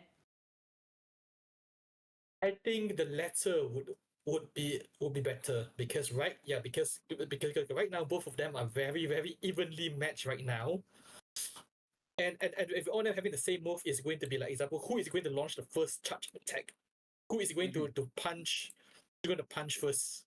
That's the thing, or whose punch lands first right now.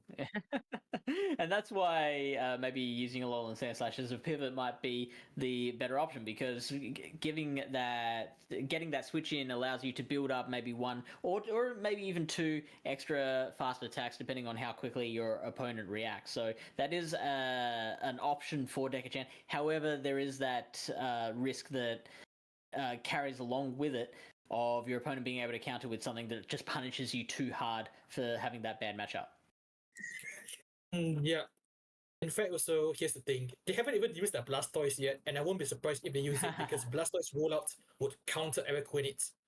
Or maybe both of them learned their lessons already. This mirror match. Absolutely.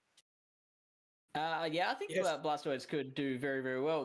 Blastoise, though, does have something to worry about of its own, which is the Hakamo. So the Skull Bash will obviously do a lot of damage to the Hakamo, but, failing landing one of those, Hakamo can grind its way through that matchup as well. So we're seeing a few of these Pokemon that do have so much play into the rest of the team, except for one Pokemon on the other side that they've got to worry about, and it does complicate your team selection.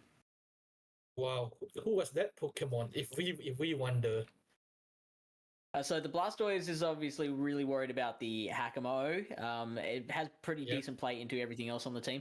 The Sandslash, and on Dekachan's side specifically, the Walrein, we've discussed, it doesn't want to see the Araquanid, but has reasonable play into everything else. Araquanid is really good into everything except for Hakamo. It's really tough to navigate through those really negative matchups. We are into game number 2. And, Sableye into Sableye. This is a really interesting neutral matchup. This is a very interesting duel. However, Dainsleif have an advantage of 4 additional CP, and unsurprisingly, it landed the first attack. Will it land? Oh, okay, as usual, Dekachan have shielded it this time. And right now, let's continue. Yeah, and that's a really decision that you have to make in the Sableye mirror, because you can tank a foul play, but it gets your HP so low that your opponent now has options to maybe shield and farm down with Shadow Claws and come out with a whole bunch of energy. We see a catch onto the Araquanid, and if anything can tank a charge attack, it's an Araquanid. It is a bulky bug, and the foul play is not going to hurt nearly as much as the Sableye would. Yeah, and right now this is a really good save, and wow! Early on we talked about Blastoise, and now it's rocking in with rollouts. There's so many rollouts right now. Would Blastoise shield this move or not? And as expected, nope, he didn't. But wow, it deals so much damage. Yeah, it does, but Araquanid isn't the only bulky Pokemon in the meta. The Blastoise can take that Bug Buzz nicely, and it is wearing sunglasses as well, which gives it that little extra bulk. And so the Skull Bash is going to finish off the Araquanid, which means both players are going into the rest of the battle with 1 shield apiece. The foul play is going to come out from Sableye, and the Blastoise is in the red, so Dekachan is opting not to save it. It's going to put it back in its Pokeball, save it for the next battle. And yes, Blastoise ended up being a human shield, but it took them some time because just now Skull Bash boosted Blastoise defense just now. Yeah, and now here's the Sandslash. Sableye damage is going to take 1 foul play, but I mean, this is what makes Sableye so good, is that it, even just a single relatively low damage foul play is going to do so much damage. We do get an unshielded drill run on Blastoise. The Blastoise is going to laugh this off. Even the neutral drill run is going to be fine against it. And yes, and it doesn't deal that much damage. But then right now it's a shield or never. Will he shield it? Because just now he just hit it at around 40% health, and yes, he did shield. He shielded it. Oh, we get a catch of the Hydro Cannon. That's going to be interesting. So how much energy did that Sandslash have left on it? Because maybe one more drill run might be enough. It has to get there, though. In fact, no, it might just be able to powder snow down. In fact, not even that. I was wrong twice. It is going to be a shield on the Sableye and then a farm down with the Shadow Claws. The Blastoise is not going to be able to get there. And that Sableye, I think, might be able to get another take farm down and right now. And right now, he just needs to land this one more move, and that was. I like the way that finished with just both just going, So that was just a game of inches for both of those players. So both managed to really eke out a lot of extra use from all those Pokemon that were in the red. Yes, this was a so close game because the first half they were all charging up each other's energy. In fact, so if you notice, Dainsleif at the top right, he or she is ready to tap the top right corner in order to launch the charge attack, but no, he just 1 or 2 energy. He's just 2 hits or 1 hit away from winning the game. And that happened multiple times as well. There were a couple of situations where, one person was just trying to get to that last charge attack, and then either it went down just before it could get there, or there was a catch that nullified all that, and like they did get there, but then it was nullified with a catch. So like really exciting battle, that one. Yeah, they try so hard, they get so far, but in the end, It doesn't it even doesn't matter. yeah, it doesn't even matter because of the tank move. Yeah, it's because so far the game is playing a core. I mean, so far the game's rhythm is like whoever launched the first charge move wins. And it seems that the both teams are playing conservatively before going all out in the second half. And when I say second half, it basically means after they took out each other's Pokemon. Yeah. After So that's a the shields are out. That's a really interesting take on it. The first charge move, whoever draws first blood wins the battle. So I'm keen to see if that holds up. I'm looking at the Drapion on Dainsleif's side. Look, I don't know if that's going to have much play into this team. What kind of advantage does Drapion give in this meta? Like, why would you be compelled to bring a Drapion into your team? If you ask personally, the Drapion, it would be meant to counter. I mean, it would be like a surprise pick actually to counter some of the mons, especially those grass type like Meowscarada or even like Meowscarada, or basically it can at least tank some of the grass type moves in case they ever use it. But Yeah, yes, so it how seems that much the Drapion grass is is going there to be going on in this resting. meta? If we're going to talk about grass, the only one is Meowscarada. That was the only one I've Right. seen, and yeah. Oh wait! At the same time, they say that there is currently another there's something around this battle, and let's hope for the best. Okay, Yeah, because so far. Go on. Oh yes, sorry. I've already finished my part.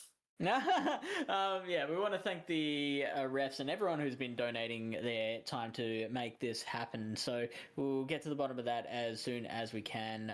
But in the meantime, I am keen to keep speculating about these teams and how they play out.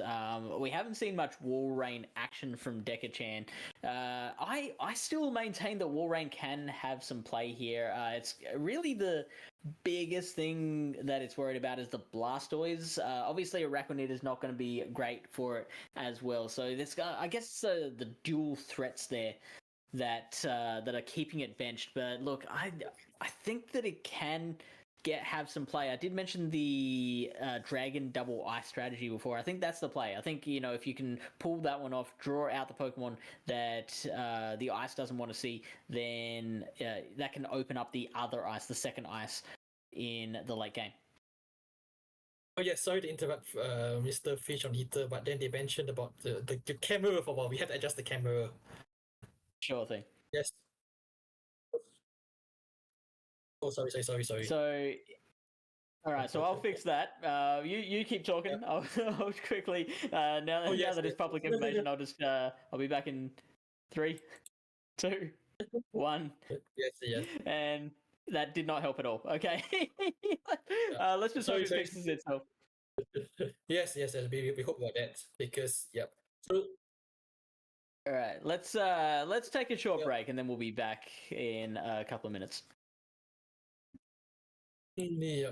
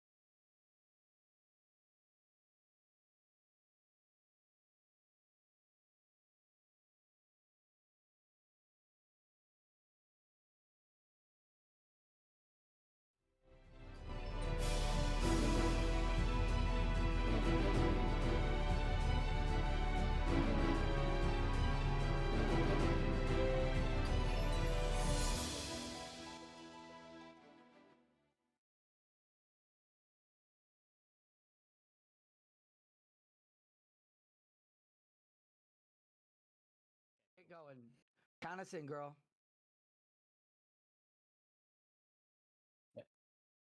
I'm ready. All right, we So are we are back again.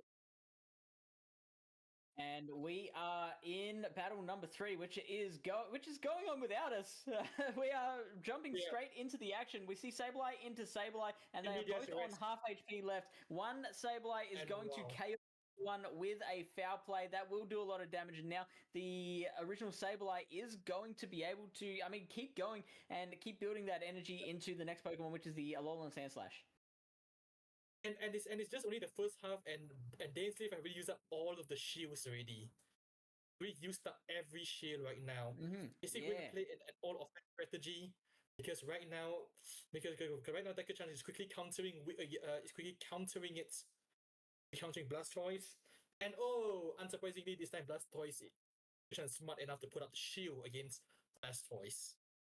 Yeah, so Deku-chan did not even hesitate, just straight away went for that shield, so knew that the Bug Buzz was coming. And now, because the Arachnid doesn't have any shields to hide behind, this Skull Bash is going to land smack on its weird water helmet. The rollouts are going to come through. A Hydro Cannon is going to get there, but it is not going to be thrown. Another Bug Buzz is going to come out first. Now, this Blastoise is a tanky Pokemon. Will it be able to take a Bug Buzz? It does. How much more damage can it do, though? Now we get the Snipe on the Sableye. So Dainsleif is playing this very, very comfortably. Deku-chan is not going to be able to do anything else with that Blastoise. Yeah, this time it seems to be a very vengeful matchup, and right now Dainsleif have a 2 Pokemon advantage. Not to mention the Blastoise, they have a fresh Blastoise with full health. And wow, is it lagging right now? Not okay. We seem to have one Pokemon going and one not. Maybe this is just a checkout. All right, so that was really interesting. I'm sad to see that battle did not play to its completion, because that was really interesting. We had a situation where the Sandslash was absolutely loaded on energy, but did have a lot to contend with. It had the Arachnid, which it could have taken out with just one charge attack, but then a whole Blastoise, which it's got to try and do as much damage to that thing as possible before the Blastoise can get to one Hydro Cannon. So it was a big ask for the Sandslash, but it was really exciting the way that was playing out. So it was a really, really exciting game, especially in the final one where both of them are playing what we said, an offensive game against each other. And it's sad to say the JP and Wolverine didn't get to see any action. I know. And I totally get it as well. I was really just stumping for the Walrein because I like the Pokemon and I want to see it do well. I'm sad at how out of the general Great League Walrein is. There was a time, you may remember it, Ericsson, where Walrein and its best buddy Trevenant were just ruling the meta with an iron fist. And now, where is it? Where has it gone? Yes, yeah, I remember those were the times where it was during the Sylph era, I think, right? But it should be during the Sylph era time, because that was when Trevenant was introduced back in 2021. Okay, so kind of just post-COVID, in the first season of the Play Pokemon Championship circuit as well. I remember there being much ado about those two controlling the meta of the original Play Pokemon season. But yeah, since then, there hasn't been too much done to the Pokemon. It's just everything around it has gotten better. All of its counters are better. There's been more counters introduced as well. And now there's just if you want a water ice type, the Lapras is currently the new kid on the block. Yes. It's just that the Lapras is banned in this tournament. It's pre-hit in this tournament. Otherwise, almost everyone will be using Lapras by now. So everyone have end up going to Warren, who have a much better bulk compared to Lapras, but not so good attack. So that's why I want to see Walrein do something in this tournament. But unfortunately, like you point out, it's just got so many things that it has to contend with. So I'm not surprised that we are not seeing it at the moment, but I can always hope for our potential rematch of Game 3. Yeah, me too. Because right now it seems that in the game 3, right, in game 3, that there seems to be some kind of lag that we notice. It's like example, we are not sure, but then we believe that the admin team would do the best, would ensure the best outcome for everyone. So I would love to see, one thing that I find very, very fun is more Sableye on Sableye action, because that matchup seems to be just fast and dynamic as well. There are a couple of different ways you can play that out. One, foul play. If you let one foul play go, then that puts you in a dangerous position. So you're kind of forced to shield there, or you can opt to maybe try and call a foul play and land a dazzling gleam on your own. So there's a few different ways that one can play out. Yep. It is true also, because watching Sableye versus Sableye is it's like watching a martial arts tournament. It's all about skill at that point. Even though they have different CPs over here. It reminds me. I feel like winning charge attack priority is a big, big deal with that one. So I would picture that Sableye might be one of those Pokemon that really benefits from having a low rank. It's true also. And now, while we wait also... I'm sorry? Yeah, continue. Yeah. So while we wait also, let's go through the other results. Yeah, sure. So Nice. we are in round number 3 at the moment. What are you seeing? I'm seeing that Warrior JTizzler, who was leading 3-0, he just lost 3-0 to ManojUnbound. Oh, okay. So now we have no one that is unblemished. We do have, still do have plenty of people who are 3 wins out of 3 matches. So Beelzeboy, who VroomVroomPow called attention to earlier in the stream, right at the start of the stream, he's doing very, very well. We have ManojUnbound, who is 3-0 at the moment. Manoj, sorry. Yep. I want to bring in the Sure. other cards as well and see if they have an opinion as well. I want to see what VroomVroomPow has to say about Beelzeboy and how well Beelzeboy is doing. Yeah, me too. I'm looking forward to that too. Vroom, your boy, your best bud. He's 3-0 at the moment and he's rocking it. Yep, and that's first I would say, like, I was very happy to see how well Araquanid performed in the last game as well. Like, I think it was very good. But yeah, like Beelzeboy, another 3-0. Keep watching out. Definitely watch out for Beelzeboy. He's proven himself time and again. I think like he's one of the few players I've like faced who is equally great. Like, if you ask him to play like Open Great League, and he will like master all the meta Pokemon, but you make him play something like this with like these spicy, less like Pokemon like Milotic, Pokemon like Araquanid, and he will be equally good. Like, someone who can master like all, like the entire variety of Pokemon like that exists. So definitely interesting. I hope we get him on stream anytime soon. I think those will be like. And really if he keeps winning, then it'll happen sooner or later. We've also got my boy, I want to say local, is across the other side of the country, but local enough. JTizzler is also 3-0 as well. He and I were at one point on a Silph faction together, so I consider him a mate, and glad to see that he's doing well as well. We did mention Manoj and Pokemaster as well, who we saw earlier in the stream. The only other undefeated player so far. So 4 left. I think we will also have Deka-chan, who is undefeated. Like, once this concludes. True. Sorry. Yes, 4 people on 3-0. My apologies. Yep. There are some people who haven't completed their matchups yet. So of those people who have not lost a battle yet, so who are you most excited to see? I mean, you guys we've touched on Beelzeboy with the melodic. We've touched on JTizzler rocking the Blastoise, right? We've seen Pokemaster. You know what?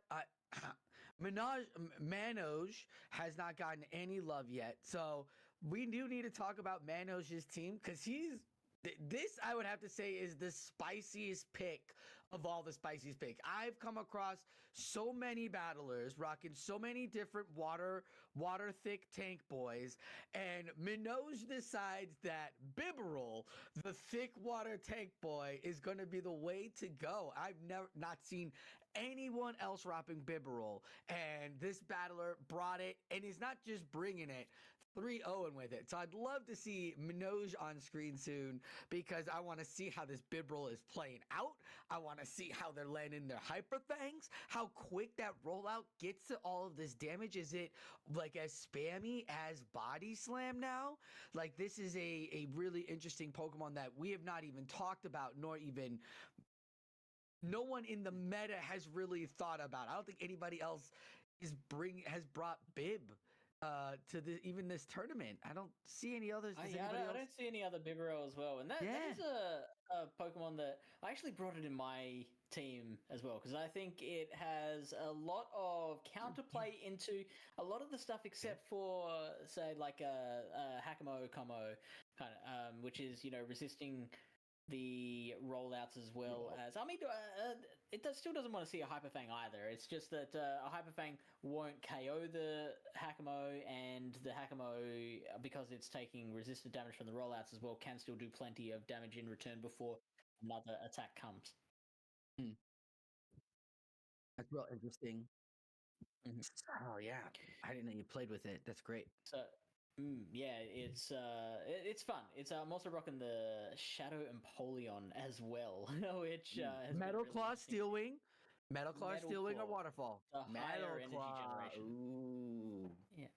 So, okay, I think we are going to go back into the matchup. We are going to see our two D boys go in against each other again, and we are getting a rematch of battle number 2.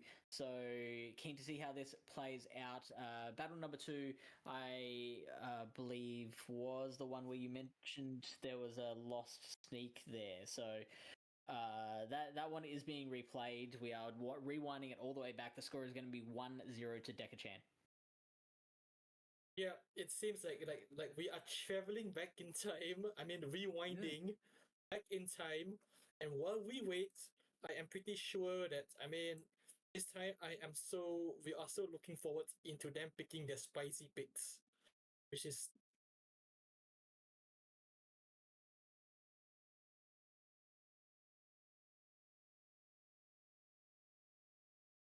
Yeah, so we've gotten word from upstairs that we have to walk that back once again. So we are rewinding on our rewind. It is not a rematch of game 2. The score will continue to be 2-0. We are rematching game number 3, the one that we saw had an absolute heart attack halfway through the battle just as it was heating up. And so that does make a lot of sense to me. We are having our third battle where Dainsleif will try and win back a battle against Dekachan. Yeah, it was true because early on he was attacking unopposed, his opponent unopposed, and we have to bear this in mind that for example the one loss even though you are leading 2-0, it can come back to bite you during the tiebreakers, because a little bit of a Swiss roll is this Swiss rounds. If everyone had the same amount of points, then they would check the number of wins that you've accumulated in each game. Yeah, so right. So now back to the game. Wow.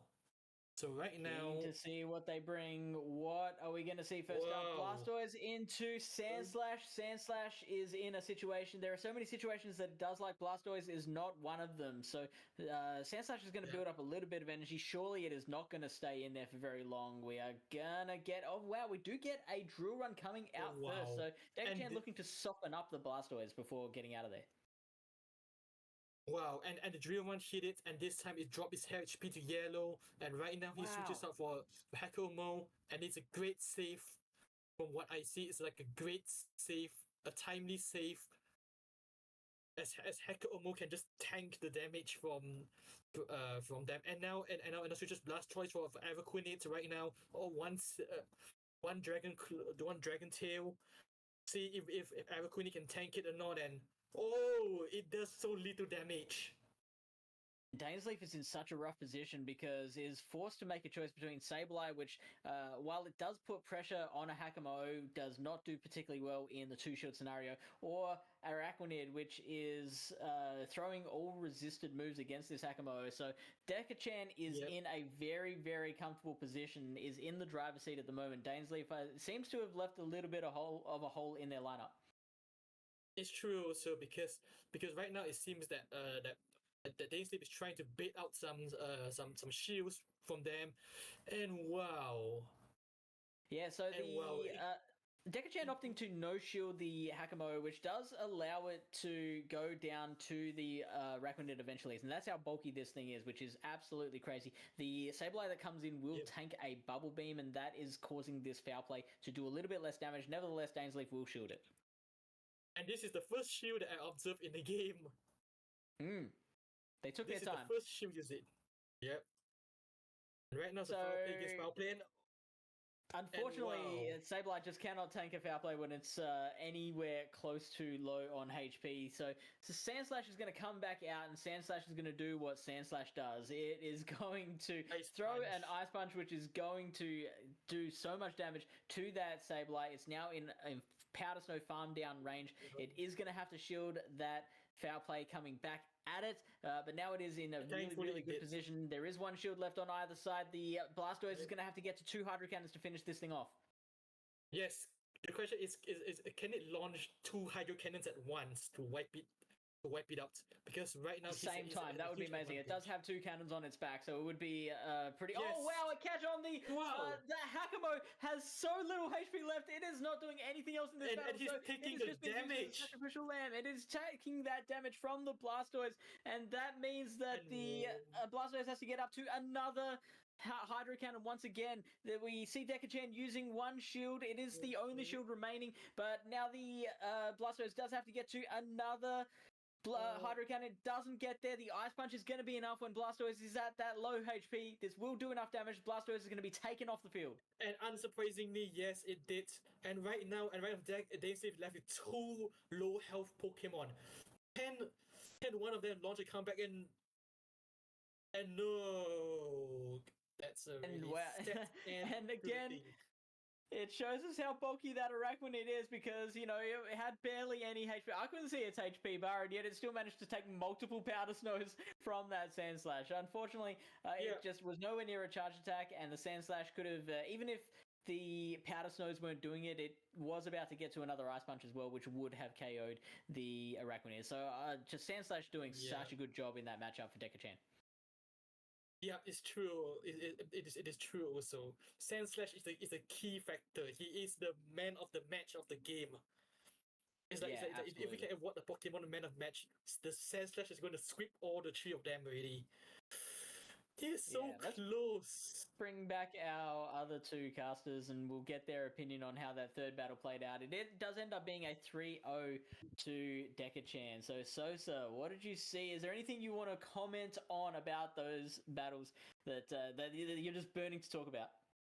Look, Araquanid is number 1 on PV Poke for a reason. That bulkiness is so needed. We talk about all of these other Pokemon like Dugong being used, Walrein being used, but it's been Araquanid's meta from the get-go. I am shocked to see Pokemon, is it Pokemaster, right? With the only one that's undefeated without an Araquanid on his team. Everybody else who's undefeated right now understand that, as we have just witnessed, it just do all the good for this meta. Amazing catch too, burning that Hakamo. Like, that was definitely just a 3rd shield soaker upper damage. Amazing count, amazing pressure. What a great matchup. What a fun matchup we just watched there. And that was well done by both battlers, even after a dispute, That was great play. Yeah. Vroom, what did you see? Definitely. I think I said it before, like, Araquanid I have been waiting to see Araquanid in play, Right. and I think all the wait was worth it. Uh, so just just to give a very quick context, one of the main Pokemon like I had in my run like back in 2022, like leading up to the Worlds, was Araquanid. So like I have a lot of love for it. Mhm. I Mhm. love seeing it. Like all like it's also one of those Pokemon which people feel like Niantic nerfed too much, and it's like never seen play in OGL that much. I think Oh Araquanid my won god. Worlds, but I think Araquanid has won a Worlds, but like I think Dancing Rob and me Beetle, like one of them ran it. But then since then, like it's been sort of a spicy pick, right? But then it's so bulky, it's like so amazing. Just shrugs Yeah, off because anything that hits there's it. its cool younger cousin Galissapod on the scene. So like if you're running a water Yeah, bug, you're like that's going to be the one you're yeah, going for, right? So my yeah. question Like to you guys, because Galissapod could be used as numerous amounts of, you could have liquidation, you could have aerial ace, you could have the new aqua jet, you could rock XxDainsleifxX. What is a move you guys feel has to be on your Galissapod? Is it aerial ace? Is it XxDainsleifxX, liquidation? Is it aqua Are we jet? talking in this meta Yeah, or for in this Open meta. Great League? No, just this the meta. Just this the meta. That's a tough one. I feel like Aquajet and I think Aquajet is necessary.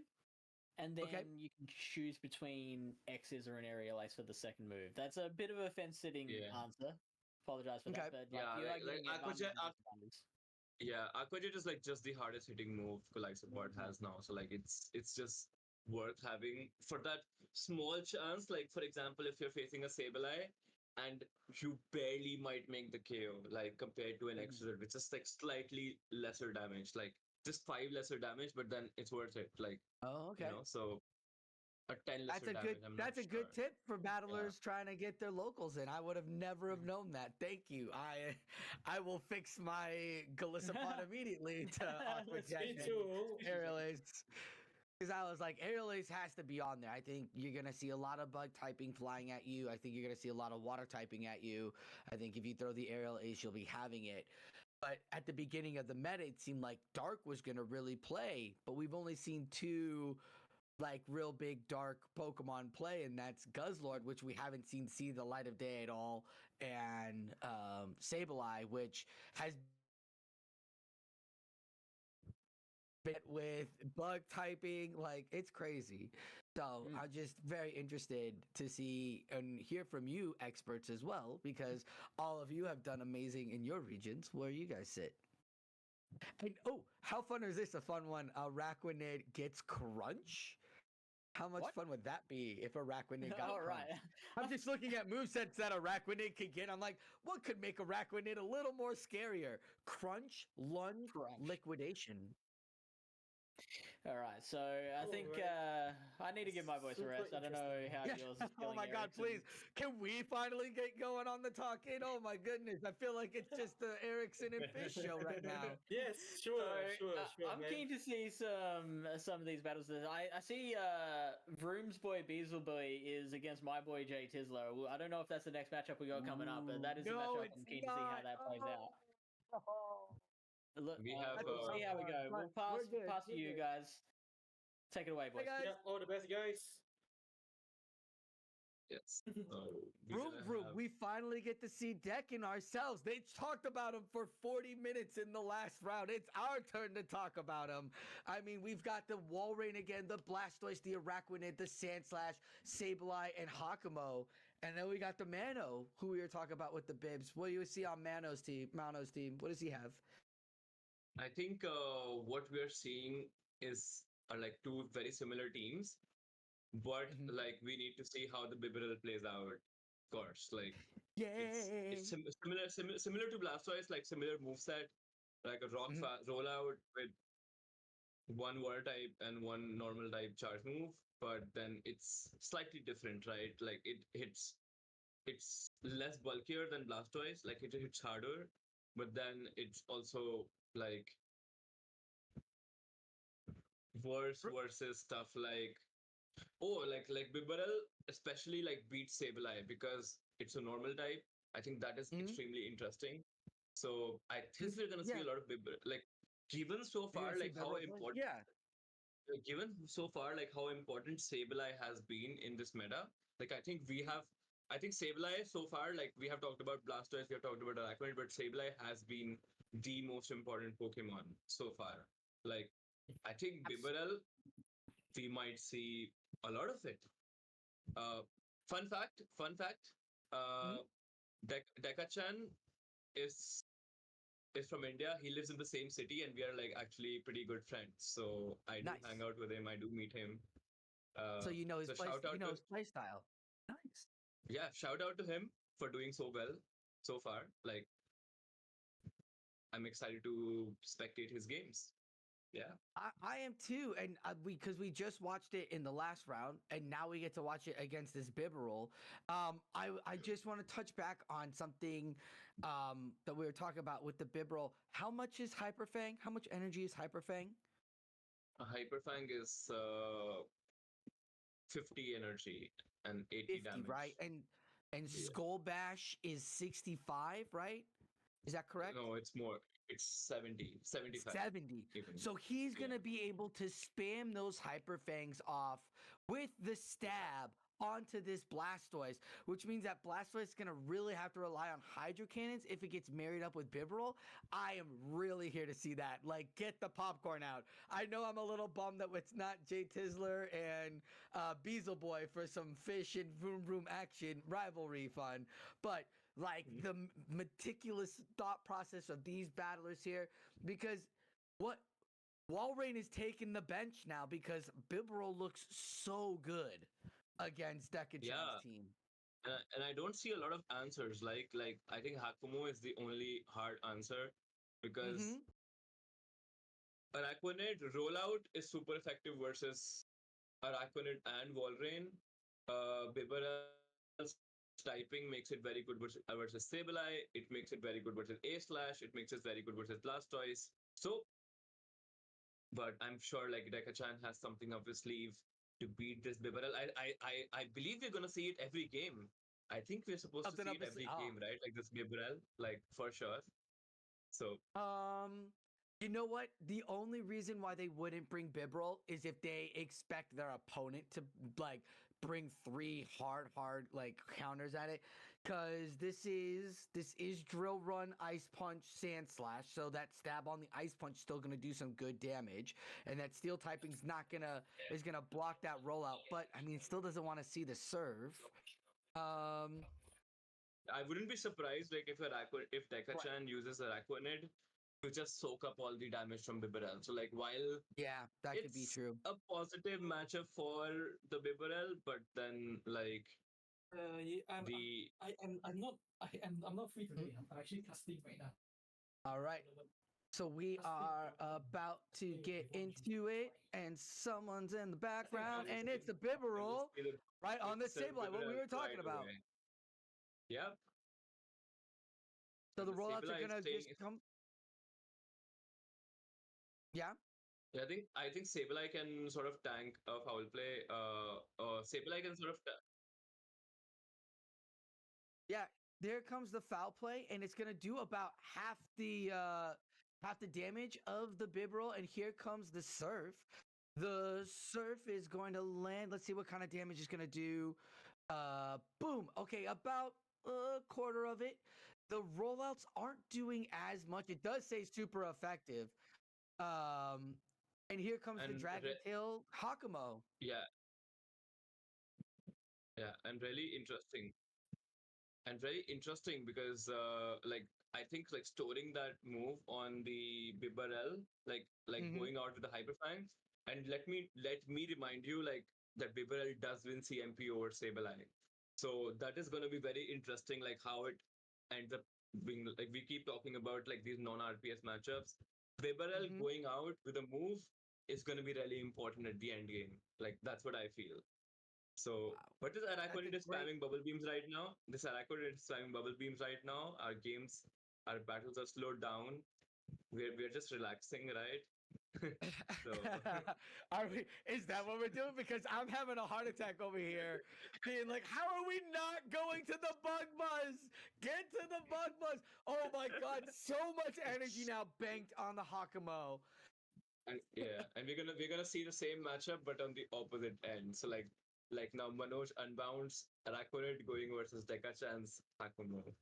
Yeah, So this is the yeah, same of it. I just say go with the bug buzz. Just drop the bug buzz and hope that you can even proc the debuff there too. yeah, they're not gonna do it. They're not gonna do No it. one's. We just see this matchup? I feel like I'm having deja vu, Vroom. This is Do you think insane. do you think we could end up seeing a timeout here, like with such a slow matchup so far? Like I in mean, both so ends? far, you know what? I could see it happening. I could see it happening. Araquanid is so thick; it's taking all this damage. Finally, throwing off the second bubble beam. So the Hakumo isn't gonna take it out as quickly, but another Dragon Claw comes through, and now this will be a telling tell. Does he want to keep this in? He's gonna keep it in, Wow. knowing that his Hakumo, even though it's everything else is pretty much in the deep red, and the Sableye comes out and has to throw energy immediately. No Simo swap. Dekachan throwing off this foul play, and there goes Araquanid, who is pretty close, but never fret because there's so much energy for Manoj. Yeah, and we do have a shield advantage here. So like let's see how that plays out into the Sableye. I feel like the matchup is gonna be in Manoj's Unbound favor right now, but we might see a catch. I think that's very interesting to not shield the Holding our Sableye. breath. Oh, it does They're gonna try take to him out! they're gonna try Gotta to make farm that swap. everything down. He's got to make that swap with two Dragon Claws, but I think that Dragon Tail's going to be enough as it goes Yeah, through but the we have shield. another one. We have another Oh one. my goodness! Oh my god. With 1 HP in a dream! Wow! Vroom, I didn't see all that energy coming. That's so much energy. Whoa. I can't And we believe win. Hakumo got that through. Yeah, so like we are seeing how good Hakumo is in this meta right now. When both the opponents can't afford to bring A slash anymore, like Hakumo really gets going. So I'm now a believer in Hakumo. I was not a believer in Hakumo at the beginning of this. I am now a believer in Hakumo. That was incredible. I can't believe he survived. That Dragon Tail had gone through with the shield up, blocking the first Dragon Claw, and he had enough health left to put up a second Dragon Claw. Oh my goodness. That is by far the 4D chess right there, knowing he had to save all of that energy, knowing that the Hakumo was in the back. Great plays all around. And we even watched the same matchup of Araquanid. No timeout, because the Araquanid matchup versus the Hakumo is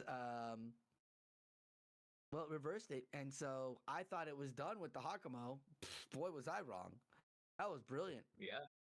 yeah, like actually like those matchups like allowed a lot of energy management. So we saw Hakumo into Araquanid, then Araquanid into Hakumo, and the Hakumo still came out with two moves, and that really ended up making a difference. So a big factor too, and we saw Bibrel play into this, is that saved up the energy and then got, with one more rollout, got into another surf to get that Sableye out.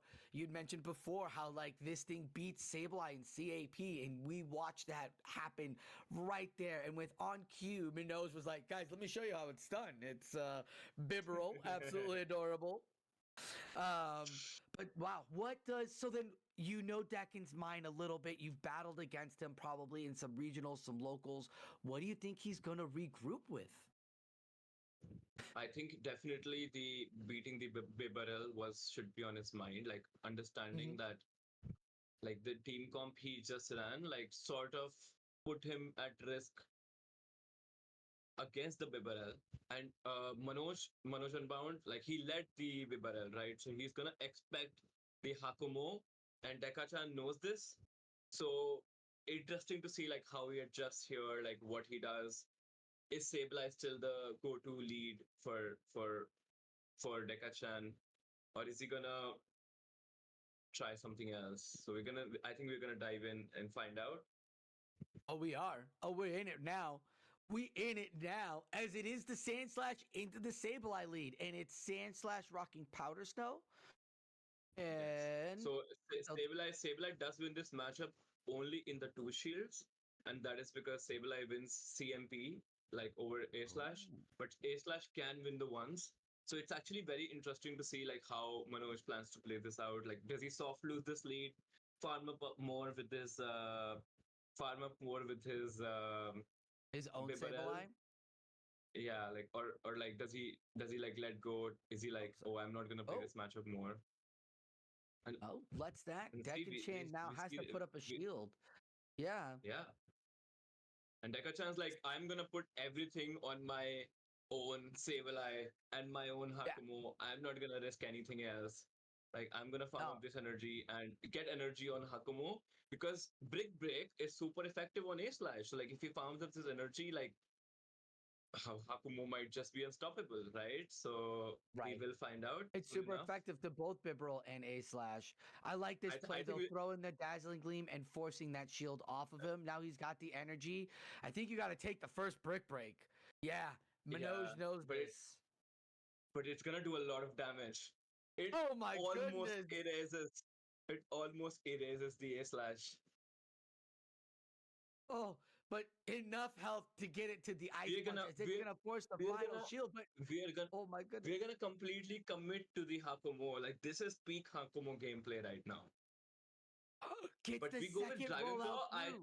I think Brick Break is the correct play to go here because it's super effective. But then Dragon Claw does a bit more. Yeah, like I agree with you on that because then this Pokemon is locked in on a debuff with the foul play for Dekachan or for Sableye to throw off, and it no longer has that.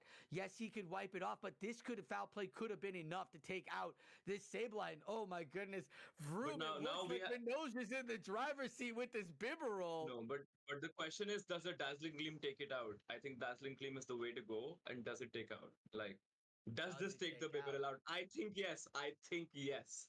I think so? It's the yes. shadow. It's not stab. Whoa! Whoa! But there's it was too much health as the Sandslash will take just one claw down. Amazing play by Dekachan. I mean, it looked pretty much like it was going to be the Bibarel show there once Hakumo got out, but Dekachan stuck to his Hakumo guns. He was like, no, I know you got two BB weak to Hakumo Brick Break. Little disappointed the Brick Break wasn't thrown earlier, but I guess he didn't need it. He knew ahead of time. And he, like you said, adjusted to the Bibarel. He brought in the Hakumo and realized that he just needed to build up the energy and did that and kept it in the back. We've been seeing, oh my goodness, Vroom, that is some incredible energy we've been watching being saved up and stored by both battlers now in these last two games. Yes, and something that I mentioned, like very subtle, but like knowing your matchups. Something I mentioned in the beginning that Sableye always wins the two shield versus A Slash. Dekachan, knowing this, like did not shield his A Slash and decided to farm up energy on his Hakumo instead. Had he tried to play out this matchup, there's a very good chance that this matchup would have ended up very differently. So the players knowing what they're doing, like the players knowing these matchups. And this was not the case, like because until recently, A Slash used to win versus Sableye, but like only recently the foul play energy got reduced to 40, and then Sableye always wins the two shield. Like earlier, it would lose the two shield. So like this is a matchup that got flipped or changed just like a month and a half ago. And knowing these subtle things is like what makes the difference. Because I felt that what we saw was like amazing Hakumo gameplay. Like this is how Hakumo is supposed to be played, like because there is only one answer. Like in this particular team, for example, like no charm, and the moment you have this much energy on Hakumo, even A Slash is not going to be able to tank it. Even A Slash is not going to be able to handle it. So yeah, but Hakumo's running wild. Yeah. Yeah, so like we have Dekachan back in the driver's seat, stealing a game of the Bibarel. The Beberel. So yeah, So now so the we're gonna question is, see. does the Blastoise come through in game 3? We're about to find out as it's 1-1 of round 3 of this Stygian Cup as Slash finds no. its Hakumo, and that's not what you want from Dekachan. Will he stay in it and give some brick Yeah. break and get a shield? He looks like he's going to. Oh, makes the catch! Whoa. Oh my goodness, did he make the right call? He Whoa. does! Dekachan's Whoa. on another level, Amazing Vroom. catch. That's an amazing catch. Stunning as now it's Slash on Slash, and it looks like Slash wants to return the favor, but Dekachan's like, no, I'm not falling for this one. I'm not falling for Yeah, this but one. we And have it's the we drill have run two now. we have two Pokemon in the bag that both handle A slash amazingly. So yeah, that's not amazing for Dekachan, but we're gonna find out how he deals with it. I do feel like are you seeing what I'm seeing? Like no Bibarel, so Sableye is gonna be good, right? So I don't you're see a gonna find out. Bibarel, right? But they've got to get over this Galissapod, and this is what I was talking about. My Galissapod would be running Aerial Ace right now to really, because no Hakumo shields this, and it would have done some damage. But he Yeah. gets the Aqua Jet at that you guys are talking about. That does a good quarter damage, and now Hakumo's got the energy, but it now can meet up with the oh my god, 2 shield on the Arachnoid. Oh no, gets the brick break off first. Gonna give up that shield because we watched it almost take it out, and it's already in the deep red if that brick break lands. Immediate swaps in Ice Punch comes through. Will this get shielded? It will. And Yeah. Vroom, it looks like that big bug is going to feast now. Oh, Yeah. no, just kidding. They're going to throw that Ice Punch. Do you know how we have been seeing all those bubble beams go through? I think this is the time to see The Bug Buzz?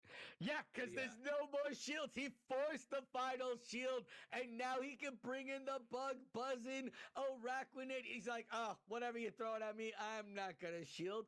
Yeah. Dazzling Gleam does about half of the damage, and a Foul Play does about a quarter. Bug Buzz is almost locked and ready to go. The final Foul Play from this Sableye. Did he leave with energy? Does he have a... tried to make a Whoa. catch. The Bug Buzz is here, and the Bug Buzz will KO. But does their energy on the Slash? Look I at this- totally look forgot at this- on Manoj. Look at this undercharge. I don't think that's gonna be enough. Whoa! Oh my goodness, it Whoa, totally what- is. Oh, you Okay, get back into the okay. Bumblebee. We're all holding our breath. There's 1 shield left. He's got to get to 2 foul plays. Can he Oh, slash him down in the no. Ice Punch Steady. CMP? Oh, It could be no. CMP all you want, folks. But if I've got a shield, I'm going to take it and use it. And without your shield, my CAP matchup of despair will turn into a victory as Shadow Satan Slash comes through for Manoj and takes this round. Oh my goodness, what a battle.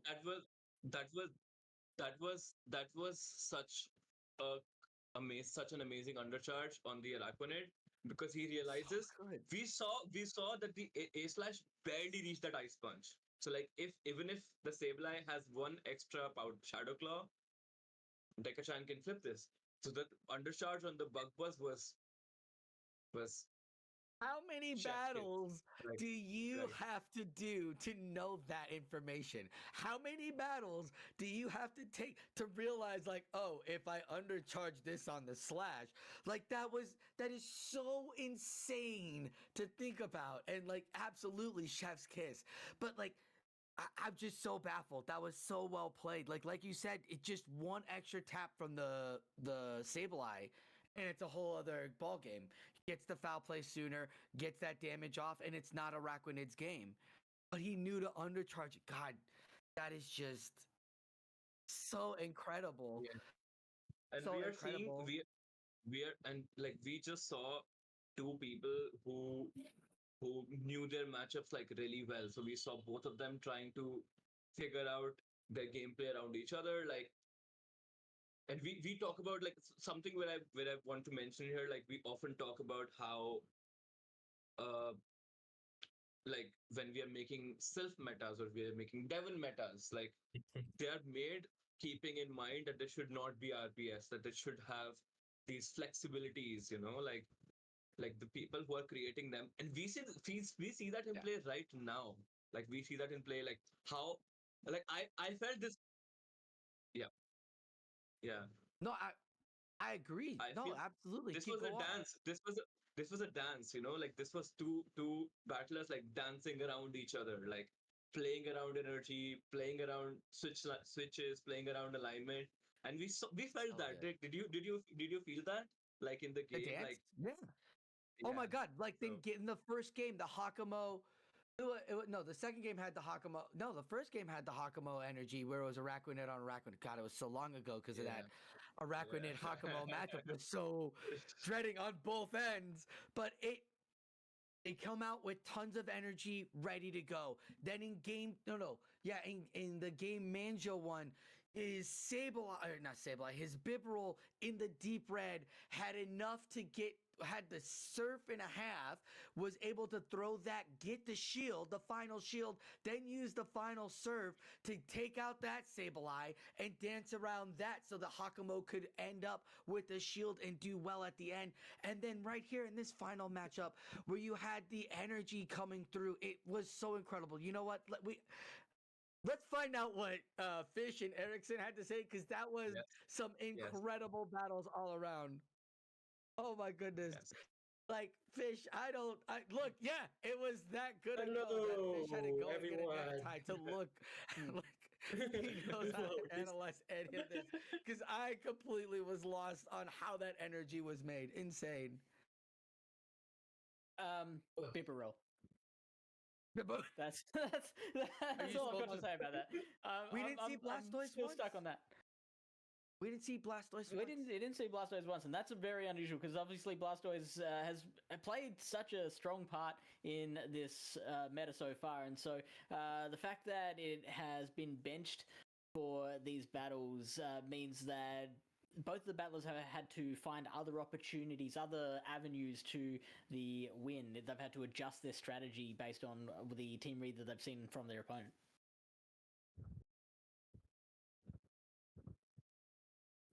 Ericsson, did you have any thoughts on that matchup? To me, it's a very, very interesting game because for the first game, I didn't get to see. But then for me, this is not only the first time we got a Ericsson, 1-1 can draw. anybody else hear Ericsson? Yes. Yeah. Yep. I did not. No. Keep going, Ericsson. Again. Okay, there he is. Okay. Overall, I was watching the tournament because for the first game, I was away. Then I came back for the second and third games. And wow, the battles are really, really, really epic. Especially the meme pick. I mean, everyone meme on Bibarel a lot, but it turns out to be very, very useful in the game. And then it comes at you with the Hyper Fang, and you're like, ah! Yeah, because Hyper Fang is like the most neutral move to be used, and it's very effective against Deku-chan's composition, surprisingly. As long as you not use the Sableye and the Sand Slash. And overall, from what I observe, it's just this. Araquanid is the must pick. It's a must pick already. And I won't be surprised to see tournaments with a lot of it. So that's it from my side. Yeah. Yeah. Anybody who watches this should probably be sold on Bibarel and Hakamo and Araquanid because these matchups were so good that Bibarel really shined like it was not a meme pick at all. Like it was a regular, like hard baller to play with. Like it was Upgraded here. It's gonna upgraded from meme to baller. Yeah, PV Poke's gonna change it this weekend and put it as number 3 on the 3 slot. It's gonna be Araquanid, Hakamo, Bibarel, Sableye. I think the Bibarel was so good. I think Fish decided that he had to come back in a suit. Like That's what we were saying. Yeah. You gotta respect the Bibarel, guys. I think Fish was watching something else and felt really And it's good like- that it ended up JTizzler getting the Wait, what are 4-0 you now.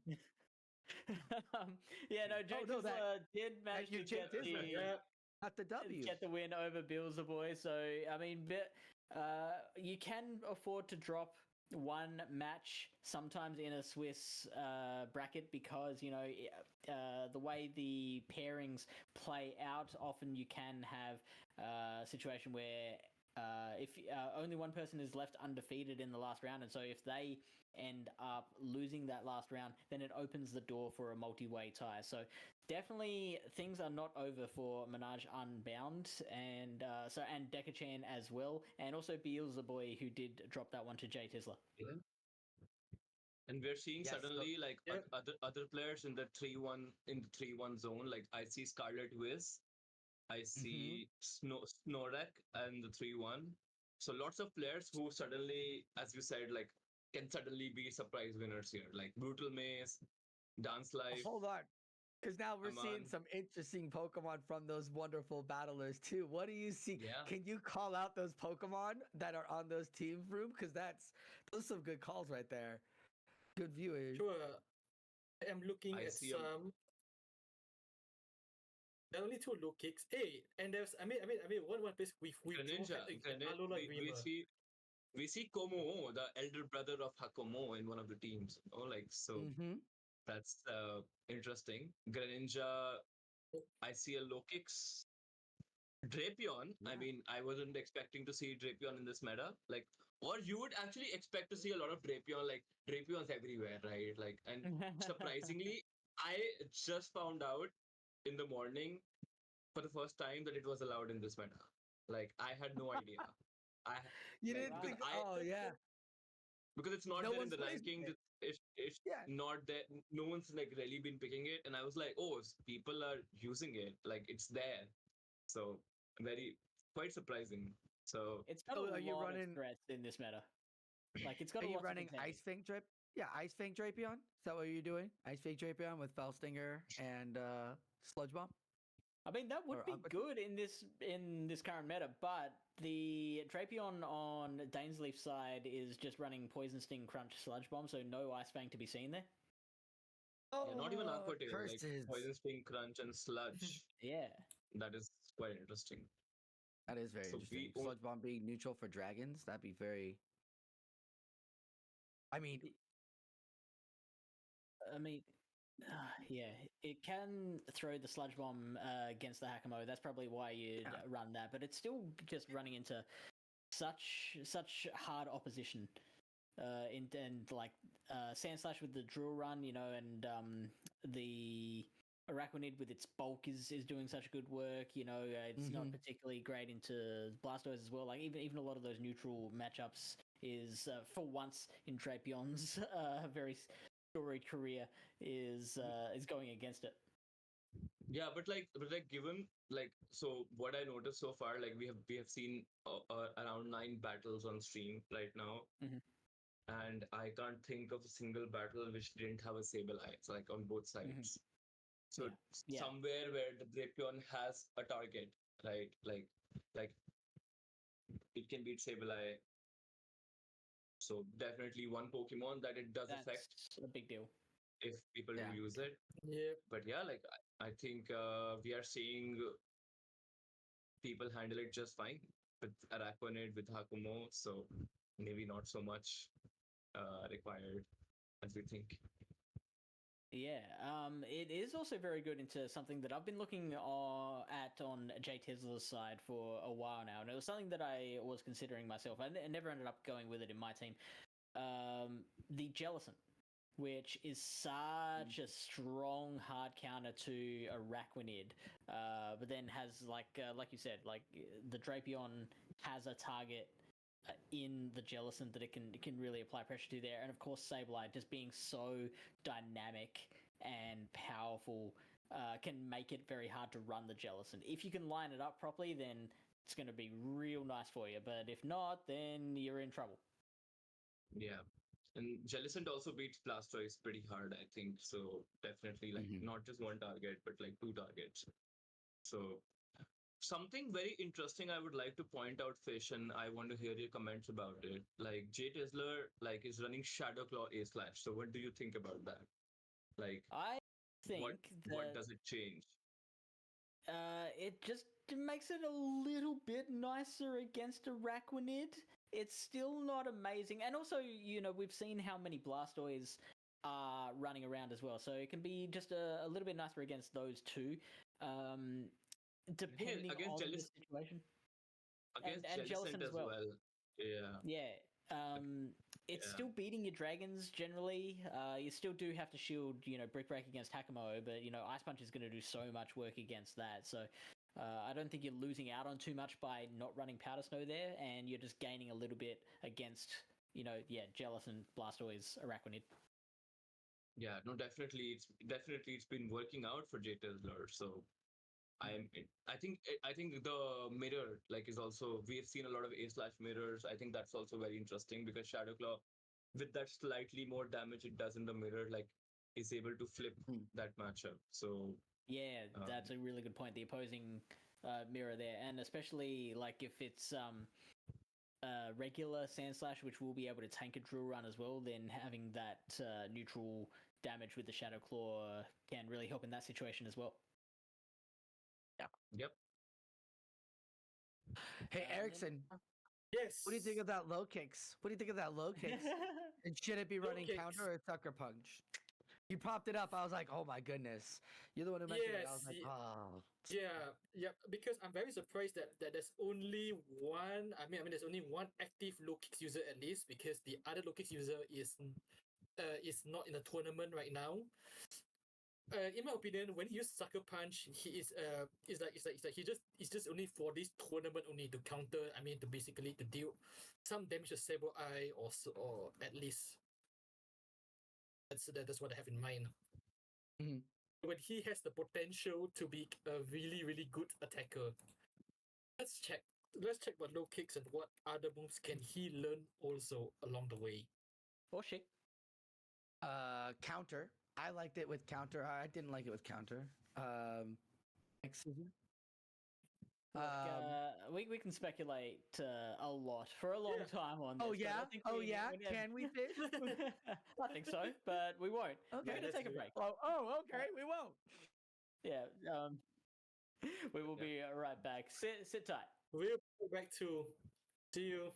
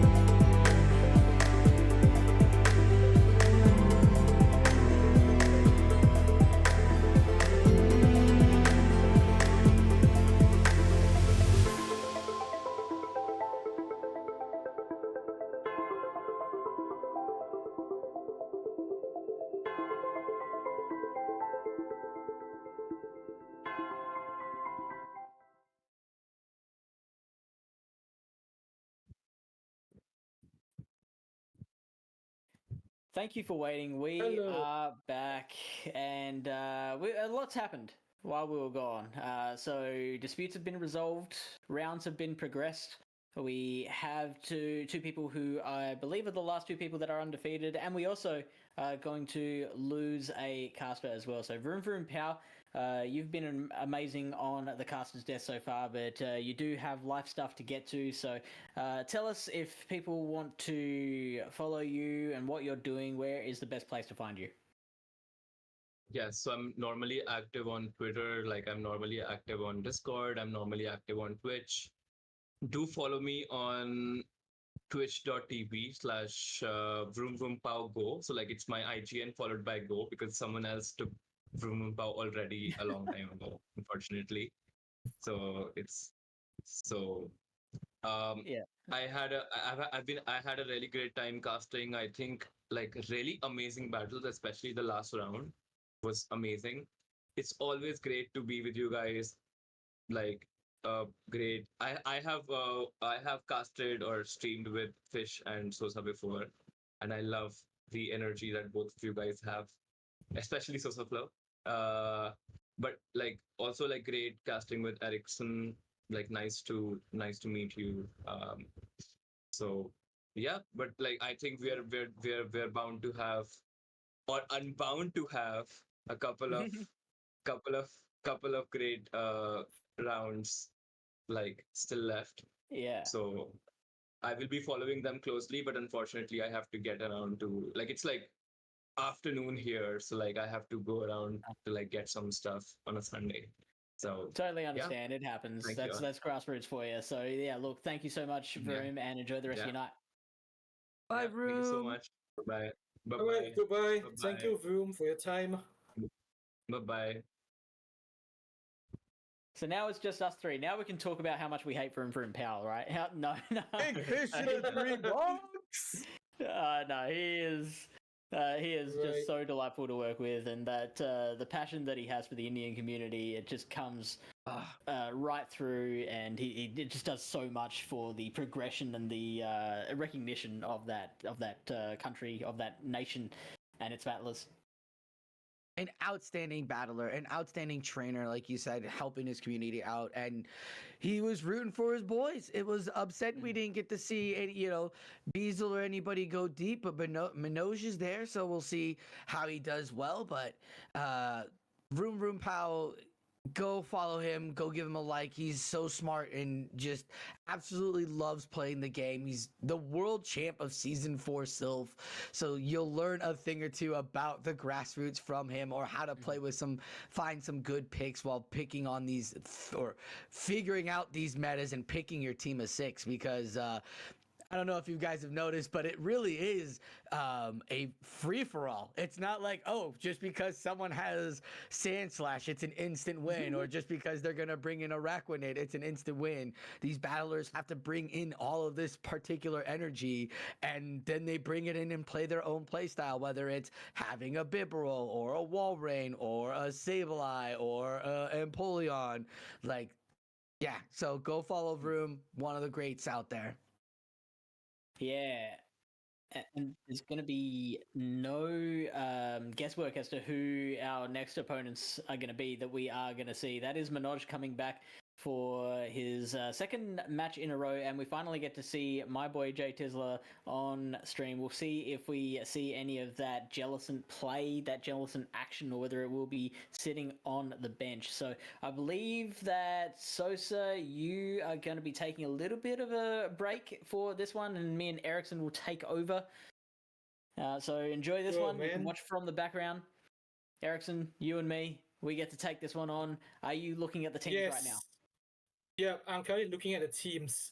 ManojUnbound, he has been very, very unpredictable throughout the tournament, and now this is the semi-final of the tournament before we hit the final.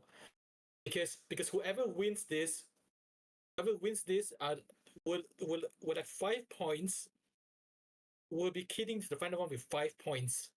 Mm-hmm. So yes, and this is one of those situations, that we've talked about in the past, in the past of the stream, where when we get to the final round, there will only be one player on 5 wins out of 5, which means that does open the door for, if that person then goes on to lose round number 6, then we do get a multi-way tie, and that's where those battles come into play. At the moment, I see that Manoj has only lost 2 battles in the tournament so far. JTizzler has dropped 3, so he is looking the worst of those. But then we do have players that have only had 1 loss so far. We see Scarlet Wiz, who's lost 2 battles in their 1 loss.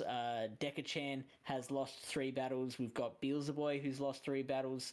A lot of them can be really close, and the results in round 5 can really make a difference there. Yeah. So that means in this round, it feels like the final round. So before that, I think we can go through the teams.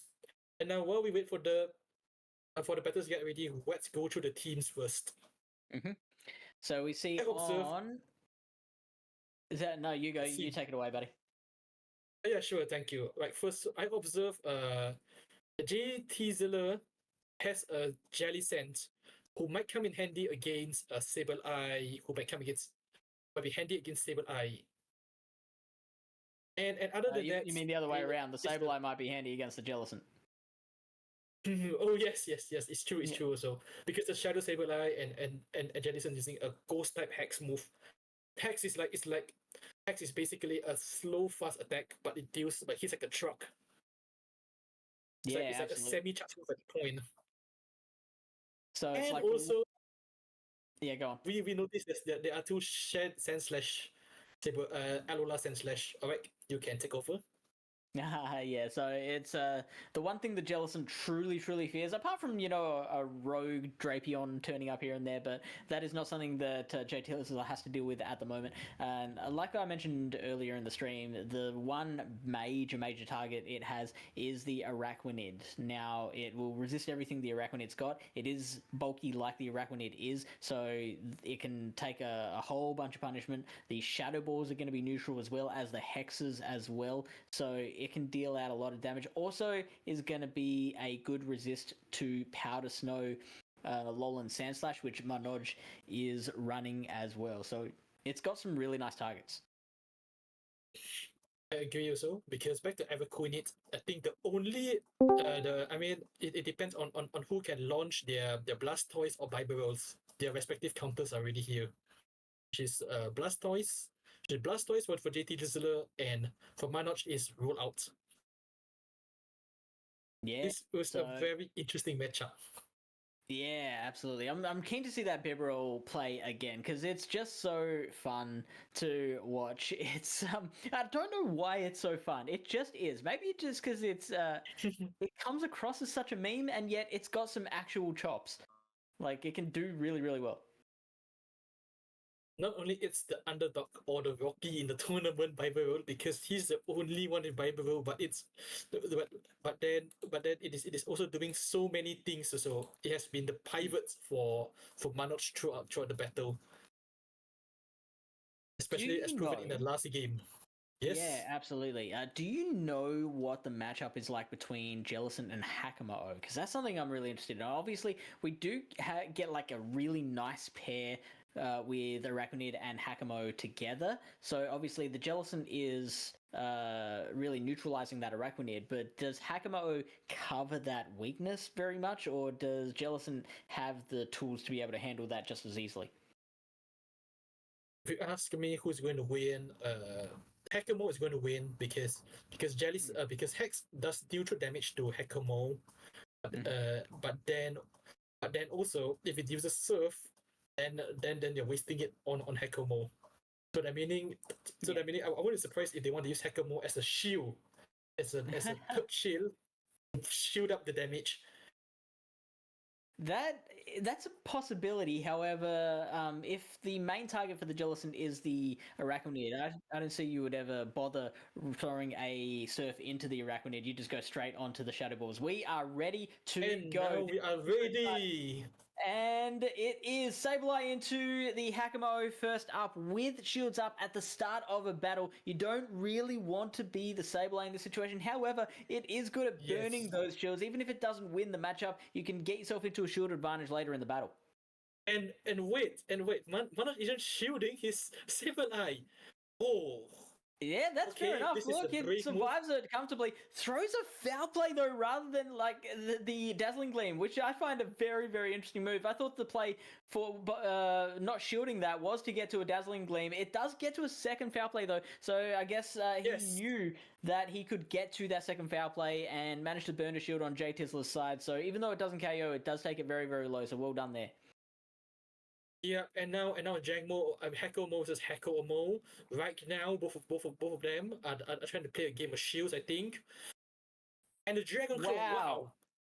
Manoj 50% realizes that he can move sometimes, right? Like that. I mean, Yes. well done for tanking a Dragon Claw. That is not something that you see very often. And now the extra Yeah.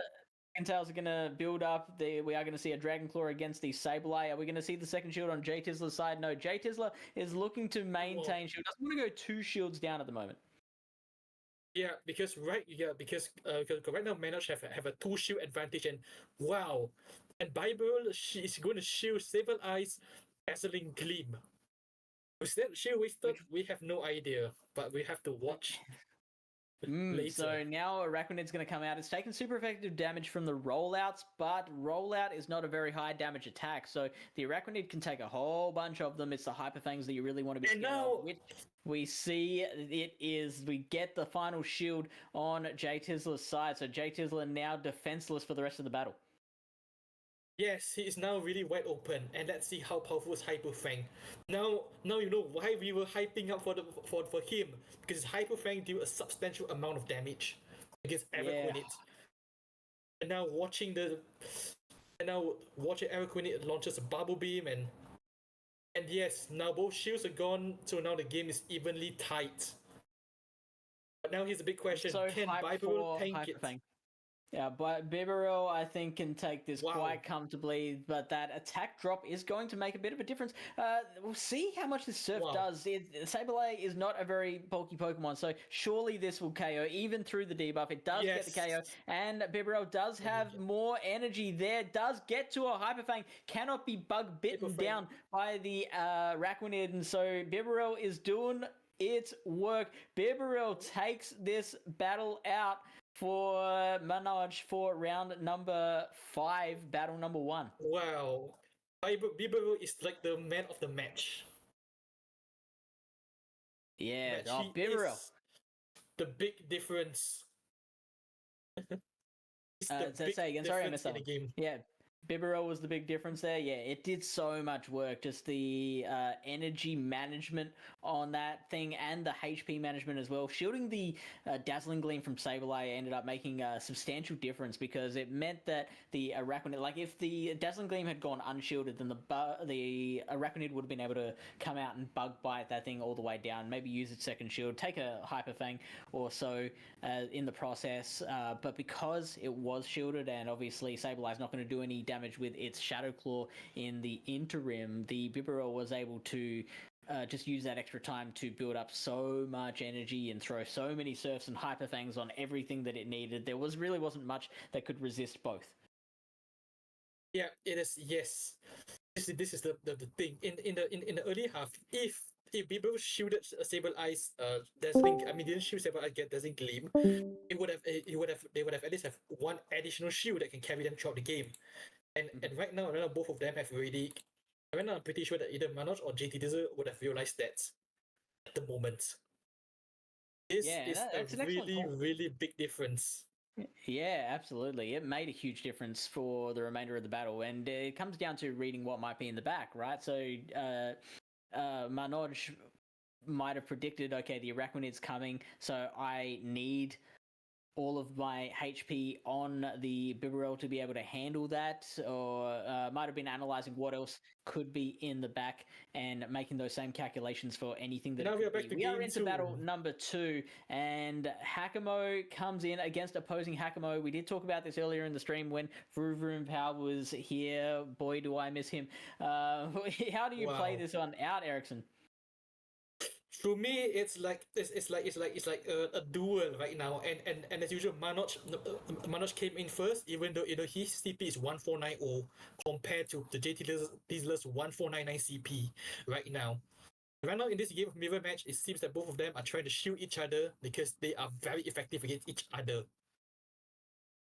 So Over to you. both players have burned a shield, one on either side. They're both looking for the Dragon Tail down. They both get it as well. So now what do we have in the back? We have Gallistopod and Deuce. Bibarel on Manoj's side. We do have the Sableye and the Blastoise on JTizzler's side. The Bibarel is going to come out and is going to be met by the Pokemon that I think does a little bit better into it, and that is the Blastoise, although it is This not a pretty interesting. picture either way. Yeah, it's the battle of the rollouts right now. The battle of the non-STAB rollouts right now. And Bibarel got the first strike. And wow, Hyper Fang, it deals so much damage to him. It could have been, Yeah, this is really interesting because Blastoise has the Skull Bash that can do so much more than what the Hyper Fang did. 2 Hyper Fangs will comfortably KO a Blastoise. Only 1 Skull Bash is needed, but it obviously takes longer to get there. So now the Blastoise is just stalling for time by throwing a Hydro Cannon into the Bibarel. We know that this isn't going to KO. It is a water type. It is going to resist it. And we get the Bibarel just building up more and more energy. Yes. He's finally going to take out the Blastoise with a Hyper Fang. I think Surf might have been enough there, but it was a defense buffed Blastoise as well. So not taking any chances, just going for the Hyper Fang. And now there is a banked move on the Bibarel that comes back out. And right now, this is the most crucial moment. Golio spot against Sableye. And JTizzler have already used up all of his shields against them. So that means we are expecting an all offense game. However, Sableye have two foul plays on standby. Yeah, so going just for that foul play, hoping that the foul play itself can be enough, not needing to throw that second one, and it is enough. Wow. It does get the KO on the Gallistopod. So now the second foul play is going to come out on the Bibarel, but Bibarel does win charge attack priority against the Sableye, and that is something that Vroom called out earlier as well. It just survives and is able to get off its own foul play. Surely this will get the job done, and Bibarel proving that it's not invincible. This is the shot. This is the move and this is the shot. And now it's a tie. Yeah, Thanks we are to the tied very 1-1. quick- We do love to see a decisive game 3, and Bibarel did do so much work, but it wasn't enough. The Surf was just a little bit too short to KO that Sableye, and the energy management there from JTizzler's side helped it to regain that battle and get that big bad Bibarel off the field. Yes, because from what I observed, first of all, first of all, the first half with the Hacker Omo duel, that was when think of it, it's a pretty unnecessary duel actually, because it caused both of them to be much open right now. It caused all of them much open. It's mutually assured destruction, right? Yeah, it's mutually assured destruction at that point.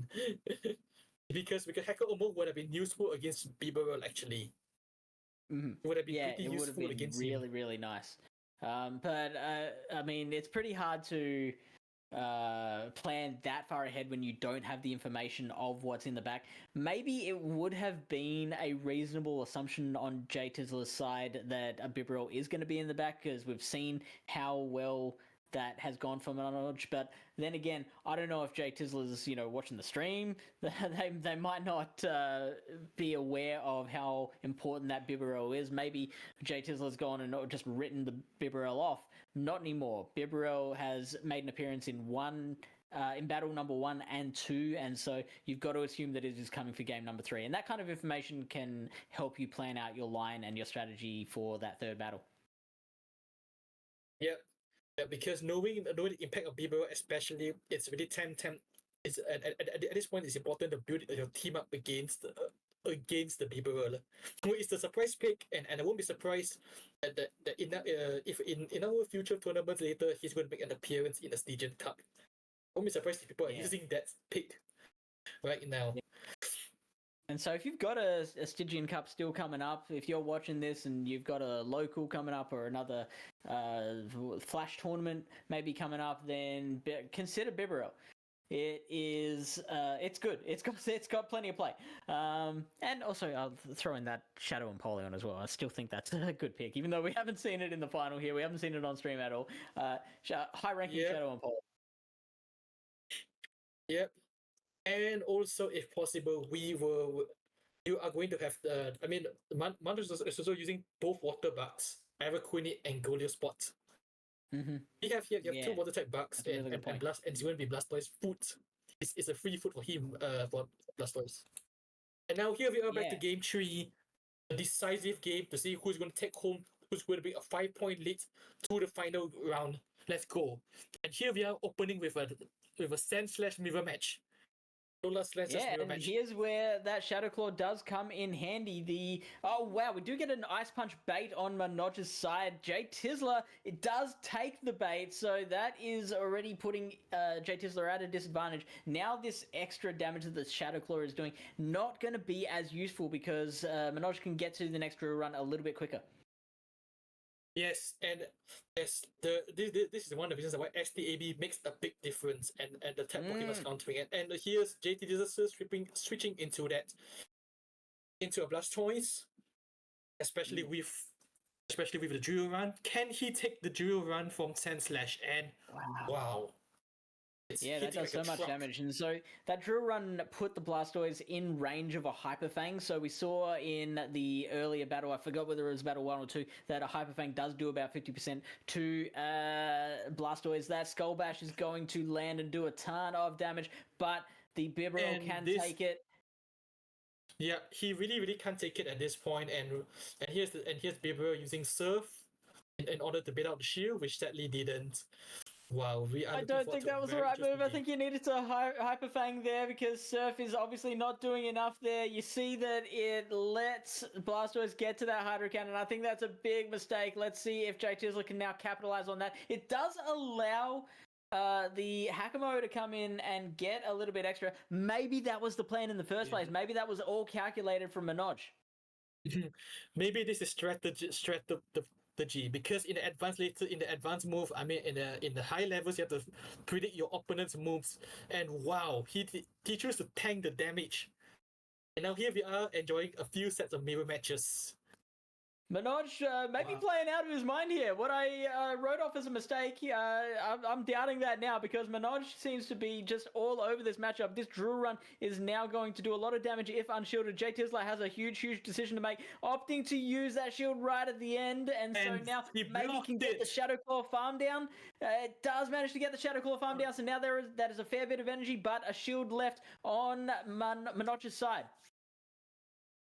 Yes, right now Manoj is in a severe disadvantage, and well, let's see, does he shield it? Oh Wow, so I think that was just letting that one go, knowing that JTizzler would get to a second Ice Punch, and so like if the Hakamo could have gotten to that Brick Break, it would have done a lot of damage to the Sandslash being double weak to it. But I think Manoj could read the tea leaves, knew that second Ice Punch was coming, that they wouldn't get to the Brick Break in time, and so just let that one go. JTizzler coming back from a 1-0 deficit to reverse sweep and is now going into the final round undefeated.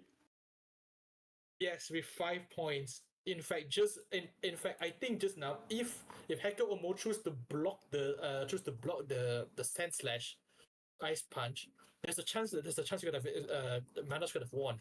But it's just a miscalculation for what I see. It's a miscalculation at that point. Yeah, it was. I mean, I'm not sure about that. I'd be keen to get both players' viewpoints. Like, if only we could like get player interviews on this. But unfortunately, we'll just have to do our best guesswork. We'll just all we can do is speculate. Yep, exactly. Because right now it seems to be a really interesting matchups, and now it seems like round 5 it's almost over. With JTizzler bringing a 2-1 lead. I mean a 5-0 lead. We are going to bring back Sosaflo now to talk about that, as well as a super special guest who is just joining us to replace VroomVroomPow for the rest of the stream. Welcome to the new VroomVroomPow. Hello. It is Adelian. Hey, Adelian. Hello, Adelian.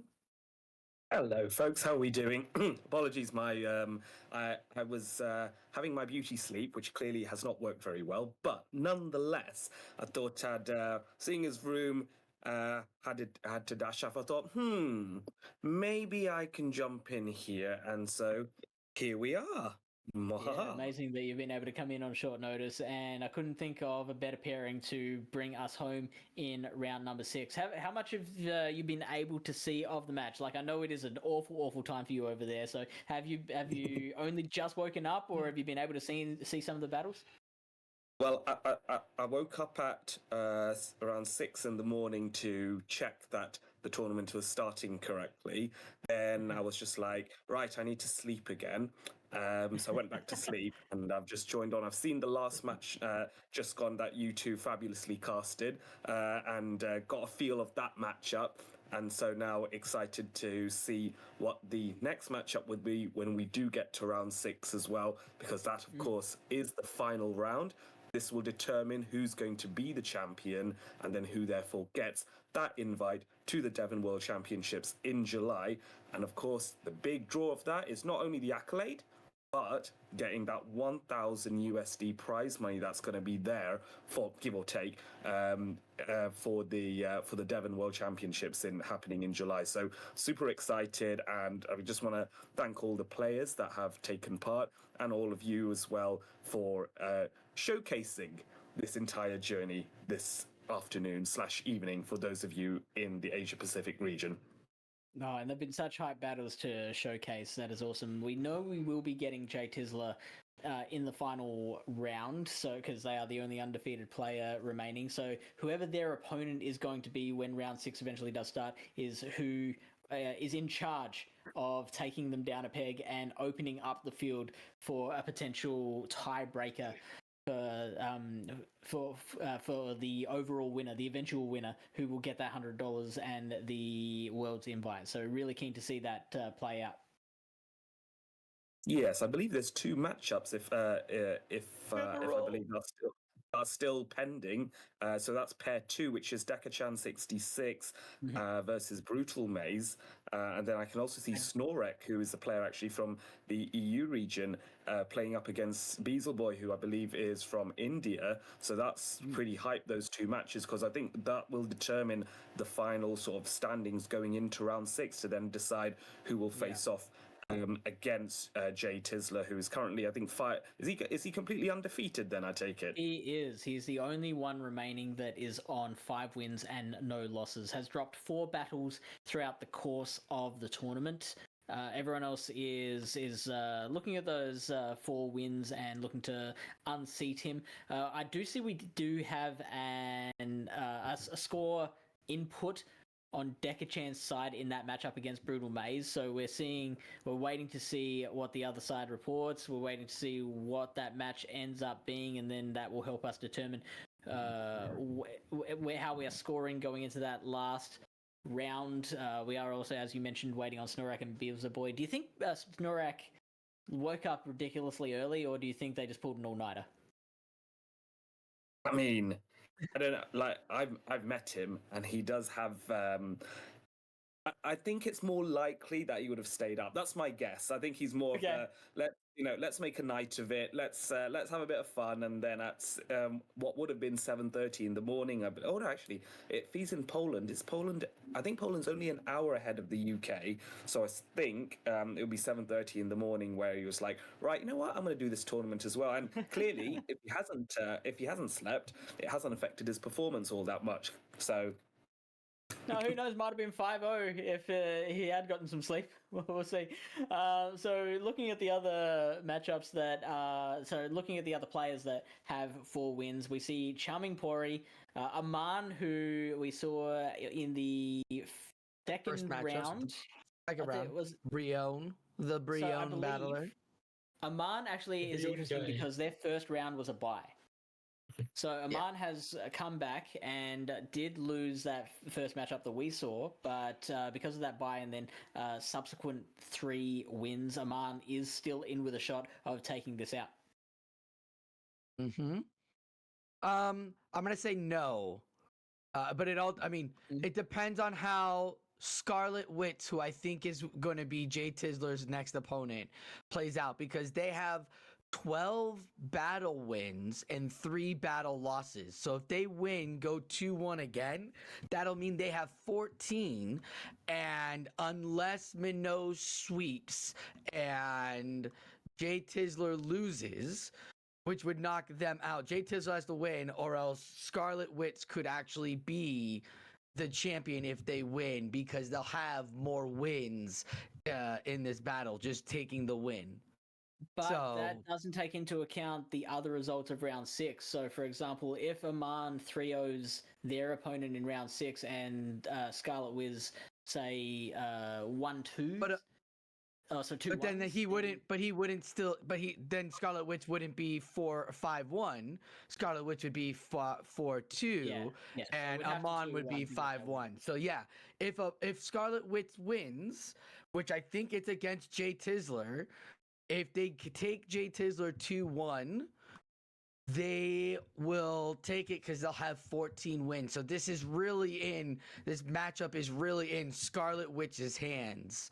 Unless Manoj sweeps. Whoever Manoj plays, if they sweep and Scarlet Tiz goes 2-1, then it's a tie between the two of them if JTizzler loses. This is all, of course, if JTizzler loses. And JTizzler right? is still undefeated, 11 wins, five rounds under their belt. Like that. This is all just the schematics of it all. I mean, that's what we're here for, right? Analysis, right? And so JTizzler does need to lose to make all these possibilities possible. And hate to be the bearer of bad news, but not even Bibarel could stop JTizzler. So I feel like JTizzler is in with a really good shot. He came back from the first game. Bibarel! Yeah. I love you, Bibarel! Yeah. And for those who are watching this stream, please take note when it comes to the team selection. You're seeing a lot of spice picks. Yeah, absolutely. Bibarel being, I think, the most successful one that we've seen. We didn't see any Jellison on JTizzler's side in those matches that I can remember. Am I remembering that right? I have not. Yes, he did even brought out Jellison. Yeah, he didn't bring it out once. Never even see him come out. Yep. Just warming the bench. Waiting for substitutions. Legitimately could be bench pressure. You probably, if you have a Jellison on your team, you probably know that your opponent's bringing out a Sableye. So that can make your opponent easy to read. Yeah, that's right. I suppose. Update. Deccan Chan has 12 wins now too, so Deccan Chan is in the mix here for the final prize. And I think that final matchup that's still going between Snorek and Beasleboy. There was a match review earlier in that matchup, which means they are redoing match 3. I think that's already happening if it hasn't already. So once that final matchup is done, then we'll be able to finally determine who is going into round 6. If I come back to the point about bench pressure and Jellison, for one of you three, if you're perhaps able to explain for those viewers who are not too familiar with bench pressure, what is that concept? Why would you have a Pokemon deliver so-called bench pressure? What is it? Why is it good? Because Ace Slash and Araquanid is everywhere, and this thing can stop them. That's if Ace Slash isn't rocking Shadow Claw, that is. But I'm thinking more bench pressure as a concept rather than down to a specific Pokemon. Why would you have a Pokemon for bench pressure? Yeah, so what bench pressure does is, obviously there's a lot of strategy that can go into picking a line of 6, and it goes beyond just what's good against what. Sometimes a person can opt to put a Pokemon on their team with the primary intention of letting their opponents see that and trying to manipulate them into picking their lines or becoming more predictable or getting the outcome that they want. And so that might be what JTizzler's intention is with the Jellicent. Maybe JTizzler knows that there will be so much Sableye around, and by maybe leaving the rest of his team, like not having too many other hard counters to Sableye, you're almost daring them, hey, bring the Sableye. And if you understand all the neutral matchups better than your opponent does, and that puts you in a really good position, because being able to read their team and knowing how to counter it before you actually have that information helps you to make better decisions earlier in the battle to set you up for the rest of the battle later. Very well said. Is there anything that you want to add, either Eric or Sosa? To me, the bench pressure guy, the purpose is it's almost similar to FishOnAHeater and Sosaflo. The intention is just basically is just to manipulate your opponents into attacking, into building a team to counter that one specific Pokemon, and behind the scenes, you yourself prepare a whole different party to shock the opponent. It's just like, for example, you are studying for the one chapter in your exam, just for the chapter not even come out in your exam. I love drawing that. I love the fact that that there was that we've been able to draw an analogy from that to studying for exams, which I think is a very entertaining analogy to bring up.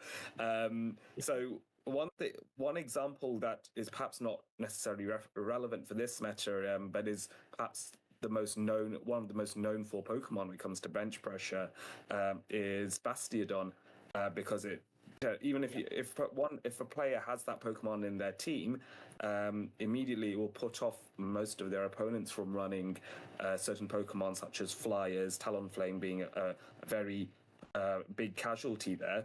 So there will be some individuals that could in theory run Bastiodon and then 5 Pokemon weak to Talonflame, and there is still that fear factor that Bastiodon is just so powerful in that matchup against the Talonflame or indeed any other flyer that there's still too much of a risk to bring it out, even though it's good against the rest of the team. So it's playing those mind games and that psychology. Now, coming back to Devon's metas, we as an organization champion grassroots Pokemon Go PvP. We also champion the idea of running unusual Pokemon that you will not be able to get utility in Open Great League. So we want people to have the opportunity to play with their favorite Pokemon and things that are a little bit more niche.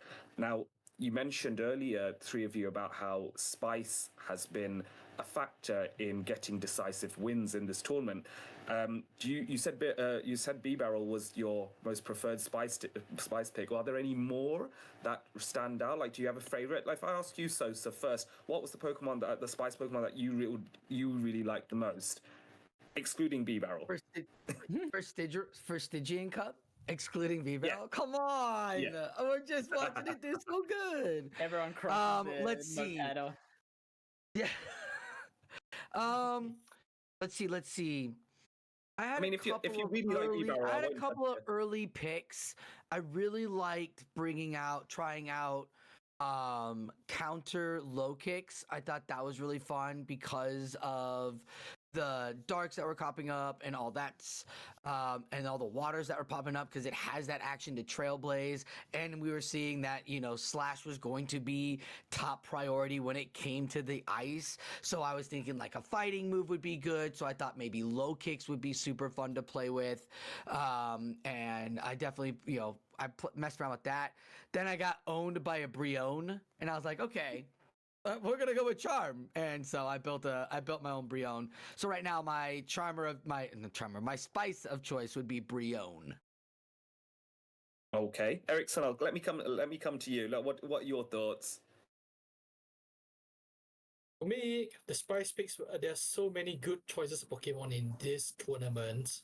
It's like for example, there's so many surprise picks and many upset picks. While Bieberman is like the first choice, the other pick would be Glalie rollout Glalie, because I never know its potential. Yeah. It can counter many of those guys. It can counter the fire type especially, or give you a fighting chance against the fire type monster that would have otherwise burned. Or would have otherwise melted him into Vanillux.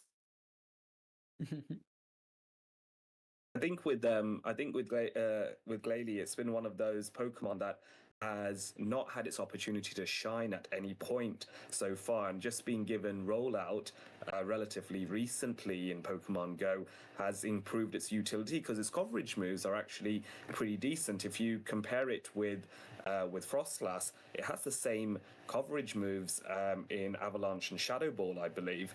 Now, admittedly, is it Shadow Ball or is it Crunch? One of the two, It's or Shadow maybe Ball. both. Shadow Ball. Well, okay. Now, Shadow Shadow Ball, Ball. granted, isn't going to be same type attack bonus as it would be with Frostlass. But despite that, I do feel that Shadow Ball is such a good attack that it doesn't actually necessarily need that same type attack bonus half the time. It's just useful to have that coverage. So I do like. I am a big fan of your suggestion, Ericsson, about Glalie, and it's something that I think both myself and indeed viewers watching could give a try in the next Stygian Cup meta that they jump into. Finally, Fish, let me come to you. Anything that you want to spotlight and shout out while you're here? I have mentioned it a couple of times in the stream.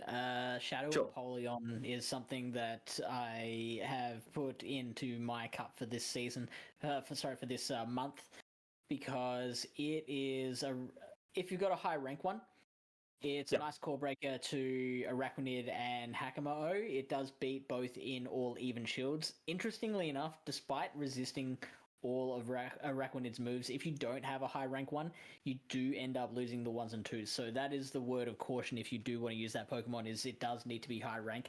But other than that, it's also resisting all of Blastoise's attacks as well. The Alolan Sandslash, if it's running Powder Snow, then that's going to be a lot harder a matchup as well. So I think Shadow Apollyon has got a lot of core breaker potential. You were going to say Hi, something, what? Sosa? Yeah. Hi, what? Empoleon? Like a high IV, Shadow. like top 100 or high top stat 5 or top 20? Actually, I- I don't know off the top of my head where the line is exactly. I know Oh. that. You're going to tell I know- people they need a high one? No, I just know.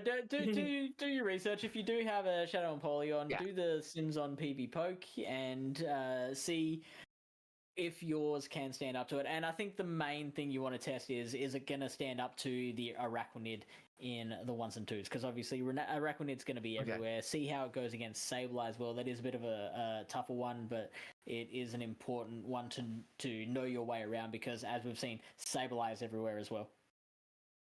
Yeah, Yeah, no, so Sableye has I have a improved good as well, Shadow hasn't it? one, and my next question to you was, should it be Shadow?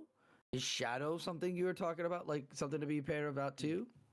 Yeah, because the regular definitely doesn't win all evens against Araquanid, so the Shadow is necessary for that. Okay, that's good to know. Thank you. I will put that on my team now. It's also Yeah, just I really was Bibarel, Yeah. Empoleon, Araquanoid, Sableye, Hakamo, and Jellicent. And Jellicent Oh, of is course, my yeah. team of And 6. Jellicent, yeah. Oh, Perfect. We've got the team now. Alright. Now a victory is assured in our next tournament. All right, so as you might have guessed if you are viewing this, we are still waiting for that last matchup to be resolved. So we are going to take a little bit of a break, and we'll see you on the other side. Once we come back, we will have the final round up and running. We will end the speculation. We'll see who is playing against who, and we'll close out this match, this tournament in style.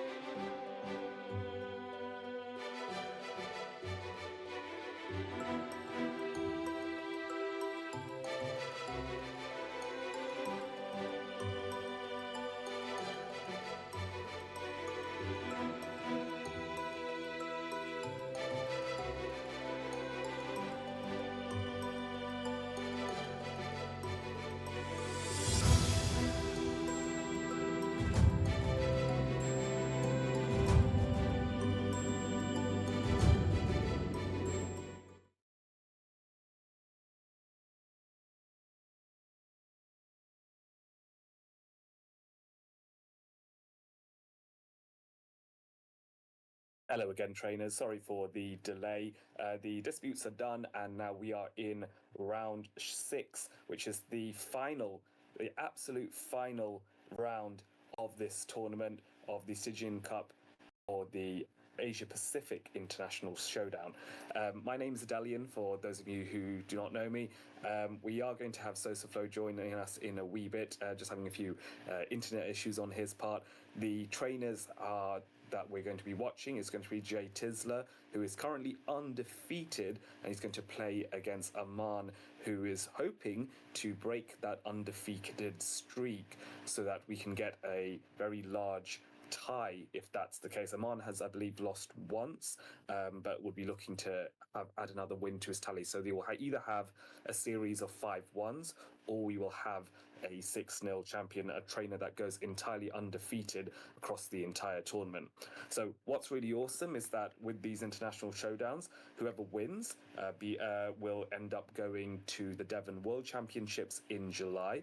And with that means they will be able to compete for the championship then, to be the world champion on the grassroots solo circuit with Devon, and it will give them the opportunity to go for a world championships prize, which is going to be about 1,000 USD, give or take, obviously subject to donations and whatnot from various very willing individuals. So there's a lot riding at stake. And of course, with the international showdowns as well, the best performing APAC player will get 100 USD just for competing. So that is region locked. We're going to go into the final battle. This is the grand finals then with Shadow Alone and Sandslash playing up against Blastoise here. Blastoise going with rollout here. Now it's an immediate switch from JTizzler into the Jellicent, which is responded to by Aman's Hakamo, which is interesting here because both of these Pokemon are dealing neutral damage to each other. This is now a call here. Do you shield the Shadow Ball? He doesn't, and that is the wrong call and does a huge amount of damage to the Hakamo. Hakamo now responding, trying to get even more chip damage up, going for the Dragon Claw here, which I think at this point is the right way to go about it, because Brick Break would be double resisted by the Jellicent, but Jellicent I think is strong enough to handle the first Dragon Claw. Now, this is a charge attack priority event, and Hakamo is able to win that. JTizzler, feeling that the Jellicent has done enough, is now considering whether he can farm down this Hakamo and brings that Shadow Alolan Sandslash back in. Very clever here, and it's a question of will he get the farm down in time? Just about manages it. Well calculated. Now, Blastoise has come back in. Now, if we recall, this is the matchup that JTizzler started off with, but now there is a bit of energy and he's able to switch into his own Blastoise. And the problem for Aman is that he's got that Shadow Dragonite in the back, and Shadow Dragonite's going to take super effective damage against the rollouts from Blastoise. So staying with this matchup as Skull Bash gets shielded, which is the right call by Aman here, so brings him back into this game. And now another Skull Bash coming in from JTizzler, and Aman double shielding, knowing that his Blastoise is absolutely vital. But with each opportunity that Skull Bash lands, the defenses of JTizzler's Blastoise are getting higher and higher and higher. At this range, maybe Hydro Cannon is enough to take out. Not quite, but with those rollouts, now bringing in that Shadow Dragonite here to try and get as much chip damage off as possible. JTizzler going for the Hydro Cannon to take out the switch timer, but also tease that final shield away from Dragonite. And the question is, can he bring in that Shadow Alolan Sandslash in time before Superpower is launched? Dragonite going for the Dragon Claw here, expecting JTizzler to shield regardless. The shield does indeed come out, and therefore Shadow Alolan Sandslash has plenty of energy. Now the key thing is, how much more will JTizzler farm up before launching the Ice Punch?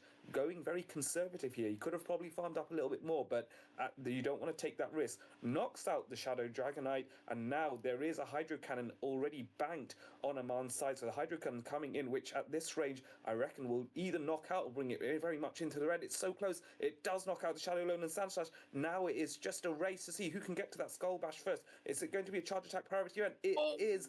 And JTizzler's Blastoise is able to get that knockout so close. Adelian, I just came in here just in time to watch this Blastoise Hydro Cannon the Sandslash, but not enough for the other Blastoise, knowing that he needed to get the Skull Bash off. That was an incredible matchup there. I'm surprised to have seen the Dragonite. As we had talked about earlier, we really didn't see the Dragonite having any play when you see things like Blastoise with rollout, A/Slash with Powder Snow on there. But JTizzler's A-Slash is not rocking Powder Snow, it's rocking Shadow Claw. So it's not really afraid of bringing in this Dragonite. So really proud to see that Amon bringing in the Dragonite and bringing it and doing him just as good justice, but JTizzler still holding it down with that Blastoise. Yes, and credit to both battlers. It was able to come to a charge attack priority event at the very end there. But how close was that? Because if that had gone the other way, I think Skull Bash from Amon's Blastoise would have knocked out JTizzler. So at this level, are we surprised that it's coming so close to the wire at this point? No, that's what this meta has been about. I mean, I've done my practices, but seeing today in this tournament, seeing other battlers come down to the wire, we saw, what were we calling out? We called out the Sableye and the Slash matchup. Like the win con there was a CAP, so they swapped out earlier and brought in with all the energy later on to then win the, not even worry about the CMP. So this meta has really been all about the energy and then the down to the wire, deep red. As long as you had energy to come back in with, you're pretty much in a great position, because it's been really, really tough. Yeah, it's been so tough that Sosa has frozen there. It's in excitement. Oh, he's come back. Here we go. Yes, this internet's so exciting out here in the middle of nowhere. Hooray! It's good. It's good to have you. Good to have you, Sosa. It's good to be able to pilot these final matches with you. So both these trainers are now considering in game 2 what they would like to do differently. I'm personally of the opinion that I think now that Amon has brought Shadow Dragonite, but it didn't quite get him the win, even though it was impactful. If I was in Amon's shoes, what I would do is expect JTizzler to run strong against the Shadow Dragonite and therefore bring some other Pokemon in that are more likely to be able to sort of handle the counters to that. So we expect the Blastoise and we expect the Sand Slash to come in from JTizzler, and we know JTizzler likes to get some energy banked on that Sand Slash so that the Ice Punch can one-hit KO that Shadow Dragonite. So I think from Amon's side, bringing that Blastoise in, but being perhaps a little bit more conservative with it to not get it matched up against his opponent's Blastoise, that might be the play. That's why I'd protect my Blastoise if I was Amon. Yeah, Blastoise looking good. I don't think he brings his Shadow Dragonite in this game. I think Shadow Dragonite did him justice in game 1, got him the W. Now he's in his opponent's head. I think he comes back in with a typical Blastoise, Hakumo, Sand Slash, maybe Dewgong, Sand Slash, Blastoise, get some real tank out there, put some good pressure down, but drill run pressure all over the place. So I feel like that could be the game 2 strategy of Amon. And if JTizzler can call that, and that is the play, then that's what it is. Because this meta, really, you've got to call that lead. And if you don't, then it's an uphill battle if you don't have a good save swap. You got... I don't think Brionne's going to come. I don't think Brionne is needed. I think you're fine marrying up Blastoise on Blastoise. But we're going to get into game 2 now, as we're going to see how they are going to play out, as we're going to lead the Blastoise into the Sand Slash. So JTizzler bringing the Shadow Sand Slash, has his own Blastoise and brings in the Jellicent. Look at that, the same swap Jellicent. And we were wrong. Look at that. They brought in the Dragonite. No ice beam on Jellicent, so it runs freely. Yeah, they did. And I think here it's Shadow Dragonite is so squishy, however, that I think Amon needs to be careful with shielding, regardless of whether it's a Surf or a Shadow Ball here. But the damage that this Jellicent is taking from the Dragonite is very impressive. Dragon Claw now going to come in, which is going to knock out the Jellicent at this range, just because that Shadow boosted damage is just so much more potent. Now it's a decision for JTizzler to bring that Shadow Alolan Sandslash back in, and then see what happens there. Going for the going to get the Dragon Claw off onto the Shadow Alolan Sandslash. JTizzler, respecting that there is a risk it could be a superpower, and then decides to shield that. Now farming up a lot more energy. At what point does the Shadow Alolan Sandslash throw is the question. Another Dragon Claw coming in. Just JTizzler know that this is just a Dragon Claw. Takes the risk. It is the right call here. No shield, but is a charge attack priority event, which is the worst outcome now, because now all that energy he's farmed up, he's wasted a good amount of it trying to knock out a Dragonite that would have been taken out by one Shadow Claw. Another Shadow Claw now coming in before a Drill Run is launched onto the Blastoise. Aman more than happy to let this Drill Run go through because Blastoise is reasonably tanky and can therefore withstand a bit more with more damage. Now JTizzler tries to get a potential catch onto his own Blastoise, doesn't get it, and now the Hakamo is coming in, and the Hakamo is going to be the problem here because the Hydro Cannons are resisted. Brick Break going to be launched first, however, to try and lower the defense of this Blastoise. So let's see what as a shield does indeed come out. Oh, yeah, and with it being, go ahead. So sorry. That shield there does protect the Blastoise, which he needs to do, and he goes and gets the Skull Bash out, which is what he actually really wanted, because that's some good damage on Hakamo. There's still a shield there, gonna let it go. Who would have thought bringing Double Dragon in this matchup here would be the way, and the Hydro Cannon takes it out. Now his own Blastoise still with tons of energy. He's got his own Skull Bash. No shield here, as this Skull Bash should take out the new Blastoise. It is a boosted defense, but it's still enough as the Skull Bash here takes it out. Will the Drill Run be enough? Oh my goodness, who's not throwing? Oh, you need two. You need two charge moves.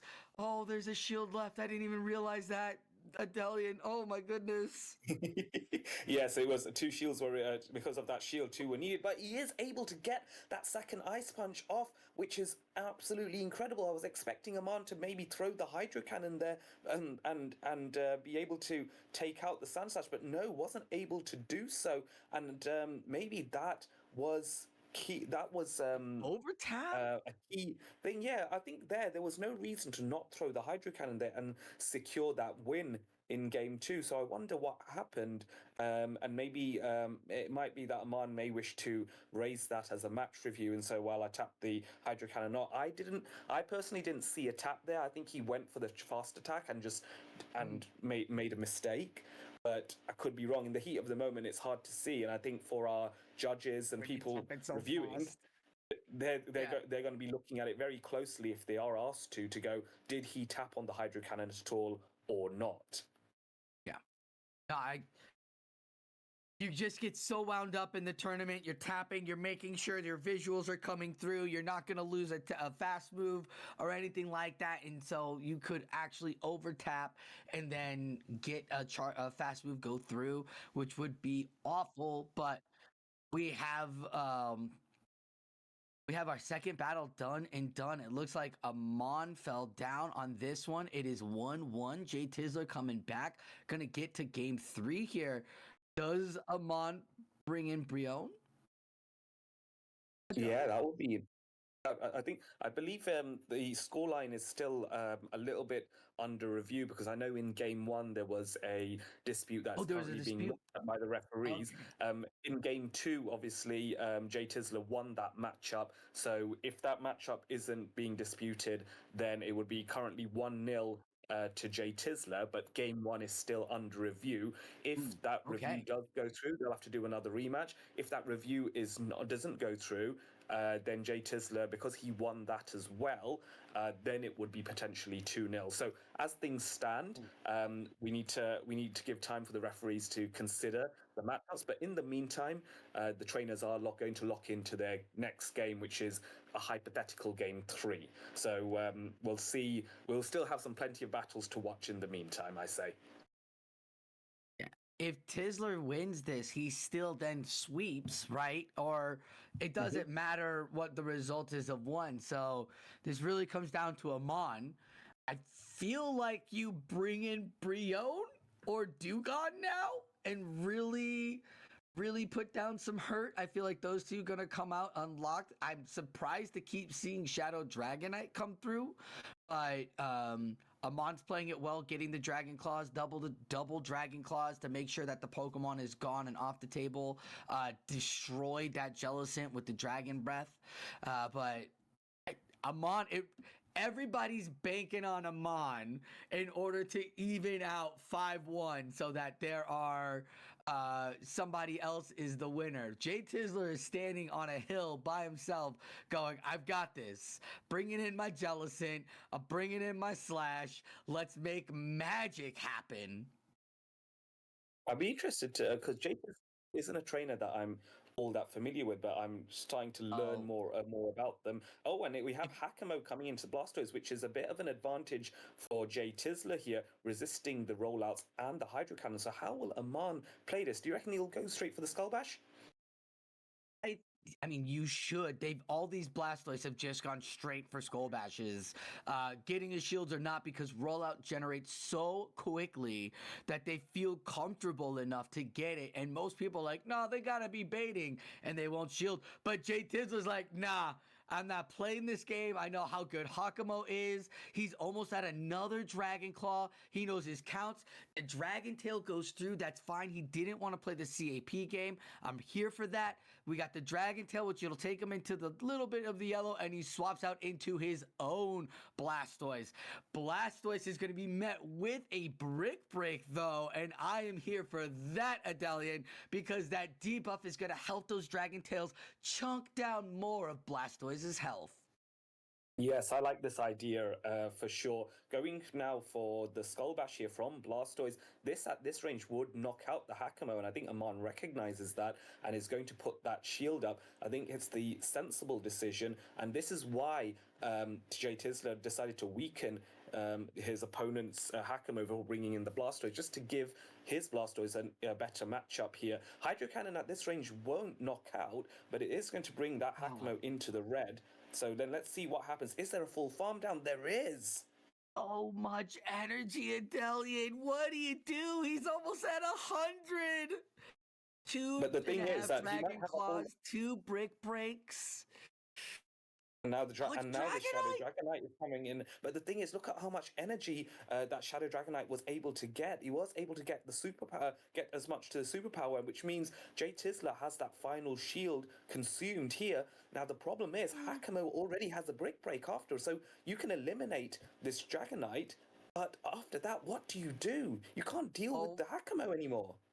You can't, and Hakamo still has the energy from before. It's not Powder Snow, it's Shadow Claw. So it's obviously gonna get the Brick Break off, gonna take it down to nothing. Brick Break goes through, and he can just tap one more time. No! There's still a Hakamo in the back, and that could cause trouble. But wait, is there still a Blastoise? Okay. There is still a Blastoise. There's still a phew. Hakamo with a little bit of energy here. But what I could see potentially happening, and this is a prediction, if this Dragon Claw knocks out, I wonder if JTizzler's Hakamo can take out. Oh, it doesn't knock out. Oh, another Dragon Claw comes in. Does one Dragon Claw at this range, do they simultaneously KO? That is the question. Does one survive? Does one survive? No, it doesn't. And one survives. This Hakamo wins. I cannot believe how close that was. So now we're really waiting on the dispute. Oh my god, that's insane! That's insane! 1 HP in a dream! When IVs don't matter, like every stereotype of typical thing could be said right here. Like, that's an IV. We gotta find out what the IVs are on these Pokemon. We gotta figure out how that charm or how that Dragon Tail didn't simul KO. 1 HP on what is obvious. They were both in deep red. I can't Italian. It's so much. That's a lot. They were both in deep red. It's just it's so much to juggle. So there's game one that is being disputed. Game 2 where we thought that Aman had pulled it off, but he didn't get the Hydro Cannon off there. And then game 3, this match was won by such close margins there. One thing that which I didn't understand, was JTizzler. He threw the ice punch on the Shadow Dragonite after shielding the superpower. Yes. Now I wonder if that was an unintentional charge attack priority, and because if he hadn't done that he could have potentially farmed up to another ice punch before throwing, which meant he would have kept that ice punch ready for when the Hakamo came in. Now, Hakamo would have got the Brick Break off first, but we saw the first Brick Break did not knock out the Alolan Sandslash, which meant it would have been a charge attack priority there, which would have knocked out Hakamo. So, yeah. Yeah. It looks to me. It's It looks to me definitely. that they might play another match. So it makes me think that Game 1's dispute may have gone through. So we're seeing. So we're seeing what they're doing. The trainers do look like they're locking in for another match, but we get awaiting clarification on the scoreline. Scoreline currently says it is 1-1. So one of the matches was a victory for Arman. The other one was for JTizzler. So this should be the deciding match then. Oh my goodness. Okay, so Blastoise onto this Slash. Slash is going to build up the energy. Going to throw it before the Hydro. And I like this play. Get that chip damage, right? You got to get that chip damage down. Yes, and I think JTizzler was banking on the fact that Aman wasn't going to was going to throw his charge attack straight away. Oddly enough, though, a Shadow Claw does go through here from Shadow Alolan Sandslash, so maybe it wasn't charge attack priority event, and it does mean JTizzler has got another a Shadow Claw through. Now trying to swap in and get his Blastoise up to get some energy. Aman deciding not to throw in response with the Hakamo to try and counter JTizzler's Blastoise. Good shield here by Aman to shield that Skull Bash. Yes, I see this Skull Bash go through, and he gets the shield, which is good. Let it go through the last time, and it took the Hakamo down to the deep yellow. Now we've got already debuffed Brick Break gonna come through and do literally nothing to Blastoise. Oh my goodness. But those Dragon Tails are almost doing as much as that Brick Break did, as Blastoise's defense was buffed, debuffed, buffed, debuffed again. The Dragon Claw will be able to take out the Blastoise. Yes, no 1 HP and a Dream left. No Hydro Cannon coming through. And the Sandslash is back on the field. And it's got some Ice Punches to throw out at this Hakamo. Yes, and at this range, Hakamo will either be knocked out or taken into the red here. Basically, only 1 HP, swapping out to try and get that one chip of Dragon Tail. But a counter swap by Aman was very well placed. Hydro Cannon coming in now. This is the Hakamo's in the back with like 1 HP and a Dream again.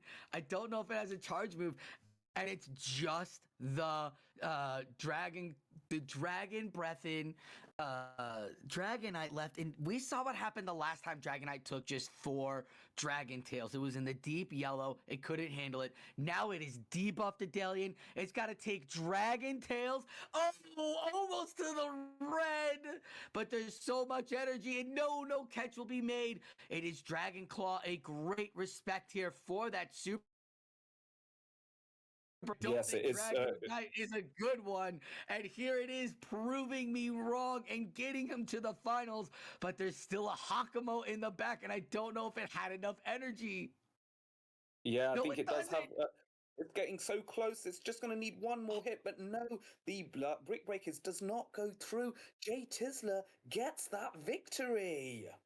That is huge. The powder or the Shadow Claw of JTizzler was enough to knock it down. I think it only took 2 Shadow Claws to take it down, which would have been fine on a 3-turn move there for the Dragon Tail, which he still needed to get off in order to get that other Brick Break out.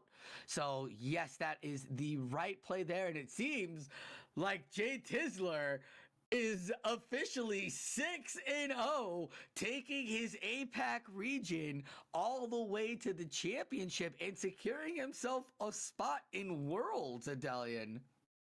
Yes, congratulations to JTizzler undefeated in an international showdown is an incredible accolade there. So he's going to be joining Jacko Loco in the Latin American International Showdown and also Out of Pocket in the European International Showdown as the third International Showdown champion here, which is so impressive. We only have one more International Showdown left, which is going to focus on the North America region, and that will be in June. But take nothing away, all four of these international showdowns are so hard to be victorious in, and JTizzler has managed to do that without dropping a single match whatsoever. 6-0. How impressive is that? Oh, impressive. Not only did he not drop a match, he definitely gave up losses, at least one loss here or there, but he definitely regrouped. We saw him come through and make the proper adjustments he needed to make to get the W, taking on battlers such as Beazle Boy. We also took on Manoj. We watched that Manoj battle with the Bibroll, ruining all of our Bibroll joy.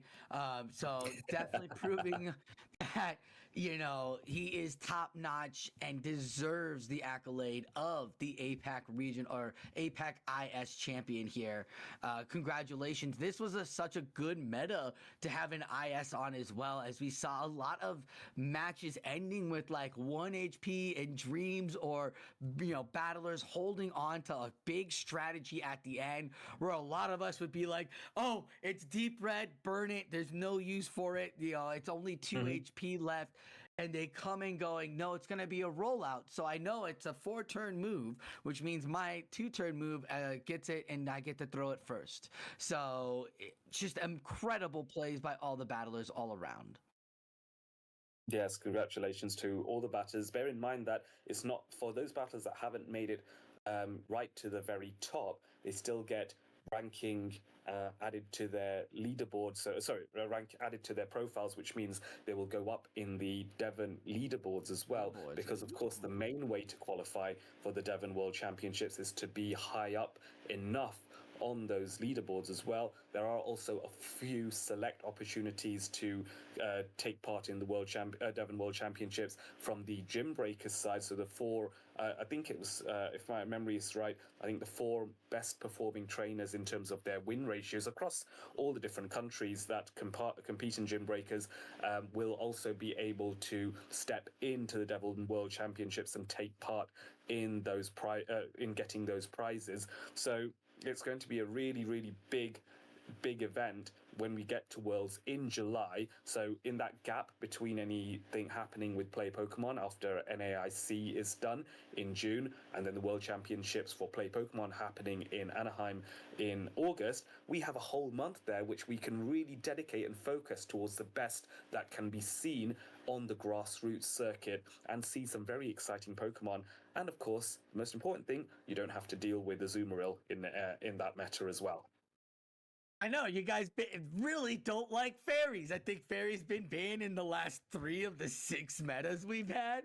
Just like if it's not fairies, it's definitely Azu getting kicked to the curb. It's wonderful, the metas that we have. It gets an opportunity for us to play with so many different Pokemon. And I am excited to see the meta that we come up with for the World Run with all of these top tier battlers that we're seeing now, because we have the world champion in this tournament, and he is not at near the end at all. He wasn't even in the conversation of 4-1. He was playing with Galele. He's been doing so well too. He's still #1 on the leaderboards, but this just wasn't his tournament. So it really does come down to whether or not it's your tournament. And these tournaments are getting wild because the metas maybe have like 1 or 2 Pokemon that you could maybe use, right? Araquanid, Sandslash, however you feel like it. But it's not always going to be the same play, right? But then you could bring in some random spice or some random thing that's your play style, like a Bibroll, like a Greninja, like Brion, and just really go to town. So I'm really excited to see the metas we're going to get at the end of it and how the leaderboard is shaped, because man, oh man, I walked in here going, okay, Glalie, I know how Ryblet's going to play. Ryblet could take this tournament. He could at least, go 4-1, 5-1 in this tournament. And he is, I think, 4-2, 3-2. So it is definitely it's been super fun to watch all of these metas evolve in these ISs during these times and watch you guys come up with these developments and working around all the other Pokemon Go stuff, battling that we have going on there. So it's not so overwhelming or on top of all the other great content that we've got out there as battlers, because we love to battle. Yes, we do. Yes, we do indeed. So, folks, for those of you that are still watching, thank you as well for joining us on this stream. We really do appreciate it. Just some final bit of housekeeping as well. First of all, if you are watching and do enjoy the idea of supporting grassroots, then do give consideration to Devon's Ko-Fi. This is the main source of income that we get in order to fund the website and also fund the prizing for the tournament. I can't remember if JTizzler is actually based in APAC, but if he is, he would also he would also be getting the 100 USD prize for winning the tournament as the best performing APAC player. It's just also coincidental that he happens to be the champion as well, which is something that was done by Jacko Loco in the Latin America International Showdown as well, where the champion was also from the home region as well. So that's an even better suite the benefit on top of being champion. So that money comes from obviously donations and support. So by all means do consider our Ko-Fi. The link should be in the Twitch chat, or you can contact us on Discord and we can give you the links as well. Also want to give a big shout out first of all to yourself, Sosa, because it's been a good number of hours of casting. So thank you very much for always supporting with your content. And of course, a big shout out to the other 3 casters that were here earlier. So that was VroomVroomPow, who is a former Sylph World Champion, FishOnAHeater, who runs some fantastic tournaments in Pallet Town PvP, and has also supported the Play Pokemon Regionals in Australia as well, alongside some other fabulous casters there. So do check out his content. And of course, Ericsson, who has hailed from Malaysia, who has been a bit newer to the grassroots casting, but we are passionate about promoting the next generation of casters for whatever games they choose to go into, and it all starts with the grassroots. Nothing can be built without the grassroots forming it first, so your support is vital and well appreciated. So do check out our Ko-Fi. And of course, big thank you to the tournament organizers and Miss Mystic, who is running the stream in the background, where it's currently 6 a.m. and she started working at 1 a.m. So that for me is the biggest accolade, biggest thing, just being up all night focusing on this stream. Thank you so much. Any words from you, Sosa? Yes, I have a few last few thoughts, last few minutes of discussion. I'm very happy to see a champion of the home, from the hometown, taking it, like we saw with Jacko Loco, who took down Latam. Shame on you, EU, for not winning your own regional and having Out of Pocket take it. Like, ouch, that's got to be a real sting to everybody, especially since we knocked Out of Pocket out so early in Brisbane. Birmingham. Yeah. Yeah. But you can't beat him in grassroots. That just goes to show how talented the kid is. But it's always great to see that an APAC player takes home the APAC IS, and it's so good. JTizzler, I've come across this battler in Flash. We talk about all sorts of grassroots and everything. Part of the, I think he battles in Merciless, and I think he battles in the Palatown PvP mega tournaments as well. So he gets his reps in. They know what they're doing in their battles. So this was just a regular Saturday night. He was like, all right, it's not a 2-day tournament. I don't have to wait 2 days to my next opponent.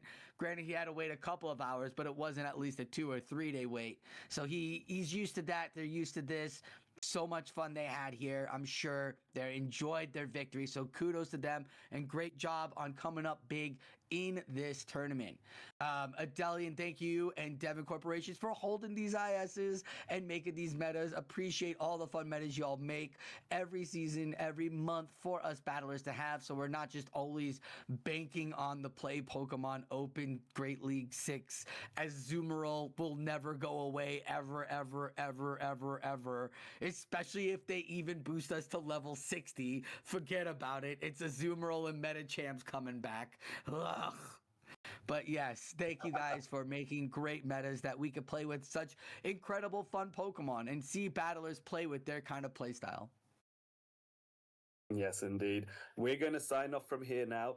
Look after yourselves, folks, and bear in mind June will be the next IS, and that we focus on North America. So keep your eyes peeled on our social media for that. Follow us on X or on Instagram, or join us in the Discord. Thank you again, and take care for now.